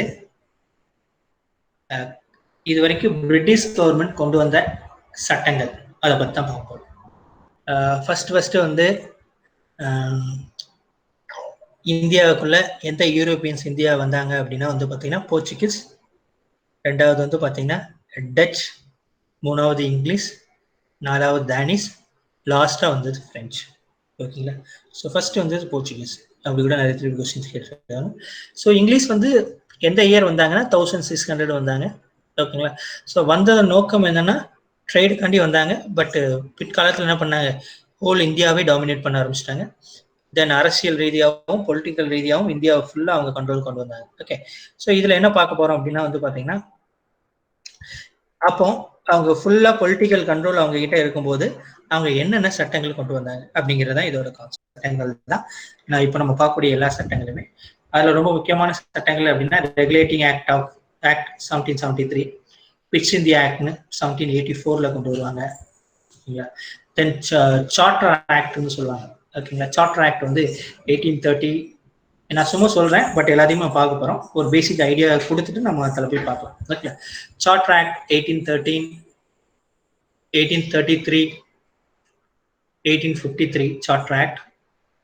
Okay, then government of India act அப்படின்னு சொல்லுவாங்க. ஓகே, நெக்ஸ்ட் வந்து பார்த்தீங்கன்னா கவுன்சில் ஆக்ட் அப்படின்னு சொல்லுவாங்க. Okay, 1861, 1892, 1909. Okay, next government of India act 1919. Next government of India act வந்து பார்த்தீங்கன்னா 1935. Last independent act 1947. ஸோ இதுதான் இவ்வளோ சட்டங்கள் நம்ம பற்றி பார்க்கலாம். இது நான் ரொம்ப சிம்பிளாக சொல்லிடுறேன். ஸோ இப்போ கிளாஸ் வந்து ஒரு 10 minutes தான் இருக்குது. ஓகேங்களா, ஏன்னா நான் இப்போ என்னால் எக்ஸ்டெண்ட் பண்ண முடியாது கிளாஸை. ஏன்னா நான் 10 minutes செட் பண்ணிட்டேன் ஆப் அந்த இதில் கூகுள் மீட்டில். சாரி 8:30 வரைக்கும் தான் செட் பண்ணியிருக்கேன். ஸோ அதனால் மேபி நம்ம எவ்வளோ மேக்ஸிமம் பார்க்க முடியாது பார்ப்போம். நெக்ஸ்ட் கிளாஸ் நம்ம பார்த்துக்கலாம். ஸோ நோட்ஸ் வேணா என்கிட்ட கேட்டுருங்க, நான் நோட்ஸ் உங்களுக்கு அனுப்பி விட்டுறேன். ஓகேங்களா, கிளியர். Regulating act 1773. ஓகே, இதில் முக்கியமாக வரக்கூடிய விஷயம் வந்து பார்த்தீங்கன்னா, நான் சொன்ன மாதிரியாக 1773 இருந்து 1600 வந்தால் கூட, பிரிட்டிஷ் வந்து 1600 வந்தால் கூட அவங்களோட ஆட்சி பொறுப்பு வந்து கம்ப்ளீட்டாக வந்து எப்போனா 1773 தான் இருக்கும் உங்களுக்கு. ஓகேங்களா, ரெகுலேட்டிங் ஆக்ட் இன்னைக்கு ஒரு 2 ஆக்ட் பார்த்துடலாம். ரெகுலேட்டிங் ஆக்ட், பிட்ஸ் இந்தியா ஆக்டை ஸ்பீடாக பார்க்க ட்ரை பண்ணலாம். ஸோ ரெகுலேட்டிங் ஆக்ட் ஓகே, இதுல முக்கியமா நம்ம பார்க்கக்கூடியது இந்த ஆக்ட்ல வந்து எப்படி கேட்பாங்க அப்படின்னா, ஃபார் எக்ஸாம்பிள் இதுல பாருங்க, okay, is designated the governor of Bengal as the governor general of Bengal. Okay, அப்படின்னா இந்த ஆக்ட் கீழே வந்து ஃபர்ஸ்ட் வந்து பாத்தீங்கன்னா போஸ்டிங் கொடுத்துருப்பாங்க, கவர்னர் ஆஃப் பெங்கால் அப்படின்னு போஸ்டிங் கொடுத்துருப்பாங்க. இதை நோட்ஸ் எடுத்துக்கிடுங்க சைட்ல. ஃபர்ஸ்ட் வந்து இந்த இப்போ 3 ப்ராவின்சஸ் 3 ப்ராவின்சஸா பிரிச்சிருப்பாங்க. ஃபர்ஸ்ட் வந்து பாத்தீங்கன்னா பெங்கால் ப்ராவின்சஸ், மெட்ராஸ் ப்ராவின்சஸ், பாம்பே ப்ராவின்சஸ்னு 3 ப்ராவின்சஸ். இதுதான் முக்கியமான ப்ராவின்சஸ். இந்த 3 வந்து யார் கண்ட்ரோல்ல இருக்குன்னா இங்கிலீஷ் கண்ட்ரோல்ல அந்த டைம்ல இருக்கு. இதே காலகட்டத்தில் வந்து பாத்தீங்கன்னா சில பாட்டை வந்து சில ரீஜனை வந்து பிரெஞ்சு கீழேயும் அவங்களும் ஆட்சி செய்யறாங்க, டச்சும் ஆட்சி செஞ்சிருப்பாங்க. ஓகேங்களா? ஸோ நீங்க நோட்ஸ் எடுத்துடுங்க. சிலவங்க கிளாஸ்ல ஏற்கனவே ஆஃப்லைன் கிளாஸ் அட்டன் பண்ணிருக்கலாம், இல்லை ஆன்லைன் கிளாஸ் கூட அட்டன் பண்ணிருக்கலாம். அவங்க ஏற்கனவே கிளாஸ் நீங்க இருந்தவங்களுக்கு ஓகே ஃபைன். ஸோ ஃபர்ஸ்ட் எழுதிடுங்க, governor of Bengal. First governor of Bengal அப்படிங்கிற ஒரு இது யாரு அப்படின்னா வந்து பாத்தீங்கன்னா, ஓகே, இதுல வந்து பாத்தீங்கன்னா it designated the governor of Bengal as the governor general of Bengal. யாரு அப்படின்னா பேரன் ஹேஸ்டிங். இதுக்கு மேல கவர்னர் ஆஃப் பெங்கால் அப்படின்னா யாருன்னா ராபர்ட் கிளைவ், அவர் தான் first governor of Bengal. Okay, அதுக்கப்புறம் பேரன் ஹேஸ்டிங் கொஞ்ச நாள் கவர்னர் ஆஃப் பெங்காலா இருப்பாரு. பட் 1773ல அவரோட போஸ்டிங் எப்படி டெசிக்னேட்டட் பண்ணப்படுதுன்னா கவர்னர் ஜெனரல் ஆஃப் பெங்கால் அப்படின்னு ஃபர்ஸ்ட் டைம் வராரு. அவர் தான் பேரன் ஹேஸ்டிங். இதை எப்படி கேட்பாங்க அப்படின்னா, who was the first governor general of Bengal அப்படின்னா பேரன் ஹேஸ்டிங். கிளியர்? இதுல நான் முக்கியமான பாயிண்ட்ஸ் மட்டும் சொல்றேன், அதை மட்டும் நீங்க நோட் பண்ணிக்கிட்டாலே போதும். இதுல என்ன வரும் அப்படின்னா வந்து பாத்தீங்கன்னா, இது வரைக்கும் கேட்ட கொஸ்டின் நம்ம வரக்கூடிய கொஸ்டின் இதாக இருக்கும். ஃபர்ஸ்ட் கவர்னர் ஆஃப் பெங்கால் யாருன்னா Robert Clive, first governor general of Bengal baron Hasting. எழுதிக்கிட்டா போதும். இதுல அடிஷனல் நிறைய விஷயம் இருக்கு, அதெல்லாம் தேவையில்லை. ஓகேங்களா? இது கொஞ்சம் முக்கியமான point. It subordinated the governor of Bombay and Madras as the governor general of Bengal. இதை நான் கொஞ்சம் எக்ஸ்பிளைனே பண்ணிடுறேன். 3 ப்ராவின்சஸ் இருக்கு, மெட்ராஸ், பாம்பே, இன்னொன்று வந்து பார்த்தீங்கன்னா பெங்கால். ஸோ இந்த 3க்குமே தனித்தனி கவர்னர் இருக்காங்க. அப்படி ஃபர்ஸ்ட் வந்த கவர்னர் தான் பெங்கால் கவர்னர் தான் யாரு, ராபர்ட் கிளைவ் அப்படின்னு பார்த்து சொன்னோம். அதுக்கப்புறம் இந்த 1773 ரெகுலேட்டிங் ஆக்ட்ல கவர்னர் ஜெனரல் ஆஃப் பெங்கால்னு ஒரு புது போஸ்டிங், அவர் தான் யார் வரா, ஓகே, பேரன் ஹேஸ்டிங் அப்படிங்கிறது. என்ன போஸ்டிங், கவர்னர் ஜெனரல் அப்படின்னு ஒரு போஸ்டிங் கொடுத்துருவாங்க பெங்காலுக்கு. இப்போ அந்த கவர்னர் ஜெனரல் போஸ்டிங் இவர் கொடுத்த உடனே இப்போ இந்த மெட்ராஸும் பாம்பேயும் எது கீழே வந்துட்டு, இவர் கீழே வந்துட்டு. ஓகேங்களா? அப்போ அந்த 3க்குமே கண்ட்ரோல் யாரு, ஒரு நபர் அப்படிங்கிற ஒரு போஸ்டிங் தான் என்னது, கவர்னர் ஜெனரல் ஆஃப் பெங்கால். அதுதான் இங்க இருக்கும் உங்களுக்கு. Is subordinate the governor of Bombay and Madras to the governor general of Bengal. Okay, இதுல ரொம்ப முக்கியம், அடிக்கடி இன்னொரு கொஸ்டின் கேட்பாங்க. The supreme court was established at Fort Williams, Calcutta. Okay, clear? Supreme court வந்து கல்கத்தாவுக்குன்னு ஒரு சுப்ரீம் கோர்ட்டை எஸ்டாப்ளிஷ் பண்ணுவாங்க, இது கீழே. ஓகே, இதுதான் இதோட முக்கியமான விஷயம். வேற ஒன்றும், இந்த 3 பாயிண்ட் தான் இல்லை. இந்த 1770 ரெகுலேட்டிங் ஆக்ட்ல நீங்க பழைய கொஸ்டின் பேப்பரை கூட பாருங்க, இந்த 3 தான் அடிக்கடி கேட்டிருப்பாங்க. ஃபர்ஸ்ட் வந்து governor general of Bengal baron Hasting is subordinate the governor general of Bombay and Madras. Next வந்து சுப்ரீம் கோர்ட் எஸ்டாப்ளிஷ், நிறைய பேர் கேட்டிருக்காங்க. சில டைம் எந்த இயர்னு கூட கேட்டிருப்பாங்க. அந்த ஆக்ட் 1773ல உருவானா கூட சுப்ரீம் கோர்ட் வாஸ் எஸ்டாப்ளிஷ் இந்த year 1774. Clear? Next reason for passing the act கூட நம்ம ரொம்ப பார்க்க வேண்டியதில்லை. அது சும்மா அந்த நோட்ஸ் அனுப்புறேன், நீங்க சும்மா ரீட் பண்ணிக்கிட்டீங்கன்னா போதும், அவ்வளவுதான். ஓகே, ஆக்ட் வந்து சும்மா ஃபேக்ட் தான், என்னன்னா என்ன, அவ்வளவுதான், போதும். Okay, bits in the act ரொம்ப முக்கியமான ஆக்ட். ஓகேங்களா? ஸோ இந்த பிட்ஸ் இன் தி ஆக்ட்ல நீங்க வந்து பாத்தீங்கன்னா அடிக்கடி கேட்கக்கூடிய கொஸ்டின் ஒரே ஒரு கொஸ்டின் தான், எழுதிக்கிடுங்க. இப்போ நான் அதை எக்ஸ்பிளைன் பண்ணிடுறேன். இதை வந்து இந்த நம்ம ஆட்சி செய்யறாங்கல்ல யாரு, அவங்க நம்ம பிரிட்டிஷ் ஆட்சி செய்யறாங்க. இதுல வந்து ஒரு பாடி இருக்கும், அந்த பாடி வந்து கோர்ட் ஆஃப் டைரக்டர்ஸ் அப்படின்னு சொல்லுவாங்க. பிரிட்டிஷ் வந்து யாரு நம்மளை ஆட்சி செய்யறான்னா வந்து பாத்தீங்கன்னா ஈஸ்ட் இந்தியன் கம்பெனி அப்படிங்கிற ஒரு பாடி தான் நம்மளை என்ன பண்றாங்க, நம்மளை ஆட்சி செய்யறாங்க. பிரிட்டிஷ் கீழே அவங்க தான் கண்ட்ரோல்ல இருக்காங்க. அந்த ஈஸ்ட் இந்தியன் கம்பெனிக்கு நம்மள இந்தியா வந்து ஆட்சி செய்யறதுக்கு பவர் யாரு கொடுத்தா, அட்மினிஸ்ட்ரேஷன் செய்யறதுக்கு பவர் யாரு கொடுத்துருக்காங்கன்னா அங்க பிரிட்டிஷ் கவர்மெண்ட் வந்து பவர் கொடுத்துருக்காங்க. ஓகே, ஸோ இவங்க என்ன, அவங்க ஒரு பாடி, அந்த பாடி பேர் தான் கோர்ட் ஆஃப் டைரக்டர்ஸ். இவங்க வந்து ஃபர்ஸ்ட்ல இருந்து 1600ல இருந்தே இருப்பாங்க. ஓகே, இப்போ போக போக இந்த கோர்ட் ஆஃப் டைரக்டர்ஸ் வந்து இந்தியாவோட அட்மினிஸ்ட்ரேஷன் ரொம்ப அதிகமாயிரும். ஏன்னா ஏன்னா ஒரு ஒரு இவங்க வந்து ஒரு பிரைவேட் பாடி தான். ஈஸ்ட் இந்தியன் கம்பெனியும் வந்து பிரைவேட் பாடி. இவங்களை அனுப்புனத நோக்கம் வந்து நீ வந்து இந்தியாவில் போய் நீ ட்ரேட் பண்ணிக்கோன்னு சொல்லி அனுப்புறோம். ஆனா அவங்க என்ன பண்றாங்க, ஒரு கட்டத்துல வந்து இந்தியாவே பொலிட்டிக்கல் ரீதியா இந்தியாவை டாமினேட் பண்றாங்க. இதை வந்து பிரிட்டிஷ் அரசாங்கம் பார்த்துக்கிட்டே இருக்கு. ஸோ இதுக்கு மேல என்ன பண்ணக்கூடாது, ஈஸ்ட் இந்தியன் கம்பெனிக்கு நம்ம பவர் கொடுக்க கூடாது, பொலிட்டிக்கல் ரீதியா பவர் கொடுக்க கூடாது அப்படின்னு சொல்லி இந்த இவங்க என்ன பண்ணுவாங்கன்னா போர்ட் ஆஃப் கண்ட்ரோல் அப்படிங்கிற ஒரு புது பாடியை உருவாக்குறாங்க. இதுதான் எந்த ஆக்ட்ல, பிட்ஸ் இந்தியா ஆக்ட் 1784ல கொண்டு வரக்கூடிய ஒரு முக்கியமான பாயிண்ட் தான். ஓகே, இப்போ ரெண்டு பாடி ஆயிட்டு, ஒன்னு வந்து கோர்ட் ஆஃப் டைரக்டர்ஸ் ஏற்கனவே இருந்தாங்கன்னு சொன்னோம். ஓகேங்களா. ஆனா அவங்களோட வேலை என்னன்னா, அவங்க கமர்ஷியல் ஃபங்க்ஷனை மட்டும் தான் பார்க்கணும் அப்படின்னு சொல்லிட்டாங்க. பட் போர்ட் ஆஃப் கண்ட்ரோல் என்ன பண்ணணும், இவங்க இது வந்து புதுசா அந்த 1784ல இப்போ கொண்டு வந்த ஒரு பாடி, இவங்க பொலிட்டிக்கல் அஃபேர்ஸை கண்ட்ரோல் பண்ணலாம் அப்படின்னு சொல்லக்கூடியது. ஓகேங்களா. ஸோ அந்த அவங்களோட பவரை பிரிச்சுட்டாங்க, டிவிஷன் ஆஃப் பவர் மாதிரியா. கோர்ட் ஆஃப் டைரக்டர்ஸ் என்ன பண்ணணும், ட்ரேட் ரிலேட்டடா மட்டும்தான் நீ உன்னோட கண்ட்ரோல், பொலிட்டிக்கல் ரீதியா என்ன பண்ணுவ நீ டாமினேட் பண்ணக்கூடாது அப்படின்னு சொல்லி அந்த ஈஸ்ட் இந்தியன் கம்பெனிக்கு கமர்ஷியல் ஃபங்க்ஷனை மட்டும் கொடுத்துறாங்க. போர்ட் ஆஃப் கண்ட்ரோல்னு ஒரு புது பாடியை அங்க பிரிட்டிஷ் பார்லிமெண்ட்ல அது கொண்டு வந்து அதுல புது மெம்பர்ஸை வந்து அப்பாயிண்ட் பண்ணி பொலிட்டிக்கல் அஃபேர்ஸ் ஃபுல்லாக உங்க கண்ட்ரோல் அப்படின்னு சொல்லி ஒரு பாடியை உருவாக்குறாங்க. ஸோ இது பழைய கொஸ்டின் பார்த்தீங்கன்னா தெரியும். The board of control was introduce under which act அப்படின்னு கேட்டிருப்பாங்க. ஒன்றும் கிடையாது, பிட்ஸ் இந்தியா ஆக்ட்ல தான். இதுதான் இதுல முக்கியமான பாயிண்ட். வேற எல்லாமே பாயிண்ட் வச்சுமோ commercial function political function distinguish பண்ணிடுறாங்க அப்படின்னா. ஓகேங்களா. இதான் இதுல ஒரு முக்கியமான விஷயம். Councils, governor council establish in Madras, Bombay. அதுல ஒரு ரொம்ப முக்கியமான பாயிண்ட் கிடையாது. ஓகே, போர்ட் ஆஃப் கண்ட்ரோல் எத்தனை பாடினா இட் கம்ப்ரைஸ் 6 people. இதெல்லாம் சும்மா அடிஷனல் தான், இதெல்லாம் இது வரைக்கும் கேட்டதே கிடையாது, தெரிஞ்சுடுங்க அவ்வளவுதான். ஓகேங்களா. இதுதான் என்ன சொல்லுவாங்க அப்படின்னா வந்து பாத்தீங்கன்னா டியூவல் சிஸ்டம் ஆஃப் கண்ட்ரோல் அப்படிம்பாங்க. டியூவல் சிஸ்டம்னா ரெண்டு சிஸ்டம் ஆஃப் கண்ட்ரோல். ஒன்னு வந்து கோர்ட் ஆஃப் டைரக்டர்ஸ், இன்னொன்னு வந்து பிரிட்டிஷ் கவர்மெண்டோட போர்ட் ஆஃப் கண்ட்ரோல். ஓகேங்களா. ஸோ இதுதான் வந்து பிட்ஸ் இந்தியா ஆக்ட்ல ரொம்ப முக்கியமான விஷயம். ஸோ வரக்கூடிய செஷன்ல வந்து நம்ம என்னன்னு பார்க்கலாம். ஸோ இது வந்து நம்ம ஃபர்ஸ்ட் வந்து பாலிட்டி வந்து கொஞ்சம் ஸ்லோவாக போகிற மாதிரியா இருக்கும். போக போக அப்படி பாலிட்டி வந்து ஸ்பீடாக போகலாம். ரொம்ப பாலிட்டி வந்து ரொம்ப ஈஸியாக முடியக்கூடிய டாபிக் தான். ஸோ வரக்கூடிய நெக்ஸ்ட் கிளாஸ்ல வந்து சப்ஜெக்ட் வேற சப்ஜெக்ட் இருக்கும். என்ன சப்ஜெக்ட் அப்படிங்கிறத ஒரு நாளைக்கு இருக்கும், இல்லை ஃப்ரைடே இருக்கும். வந்து பார்த்தீங்கன்னா ஆல்டர்னேட்டிவ் டே கிளாஸ் இருக்கும், இல்லைன்னா கண்டினியூவாக இருக்கும். நான் என்னங்கிறத நான் சொல்றேன். இந்த வீக்ல வந்து பாலிட்டி வந்து எது வரைக்கும் பார்த்துருக்கோமோ அது வரைக்கும் டெஸ்ட் இந்த வீக்ல இருக்கும். ஸோ உங்களோட கிளாஸை பத்தி உங்களோட ஃபீட்பேக் எதுனாலும் ஃப்ரீயா சொல்லுங்க. நம்ம அதுக்கு தகுந்தாப்புல உங்களுக்கு கிளாஸ் இருக்கும். ஓகேங்களா. Clear. So thank you very much. வரக்கூடியதெல்லாம் நம்ம பார்க்கலாம். ஃபைன். தேங்க்ஸ்.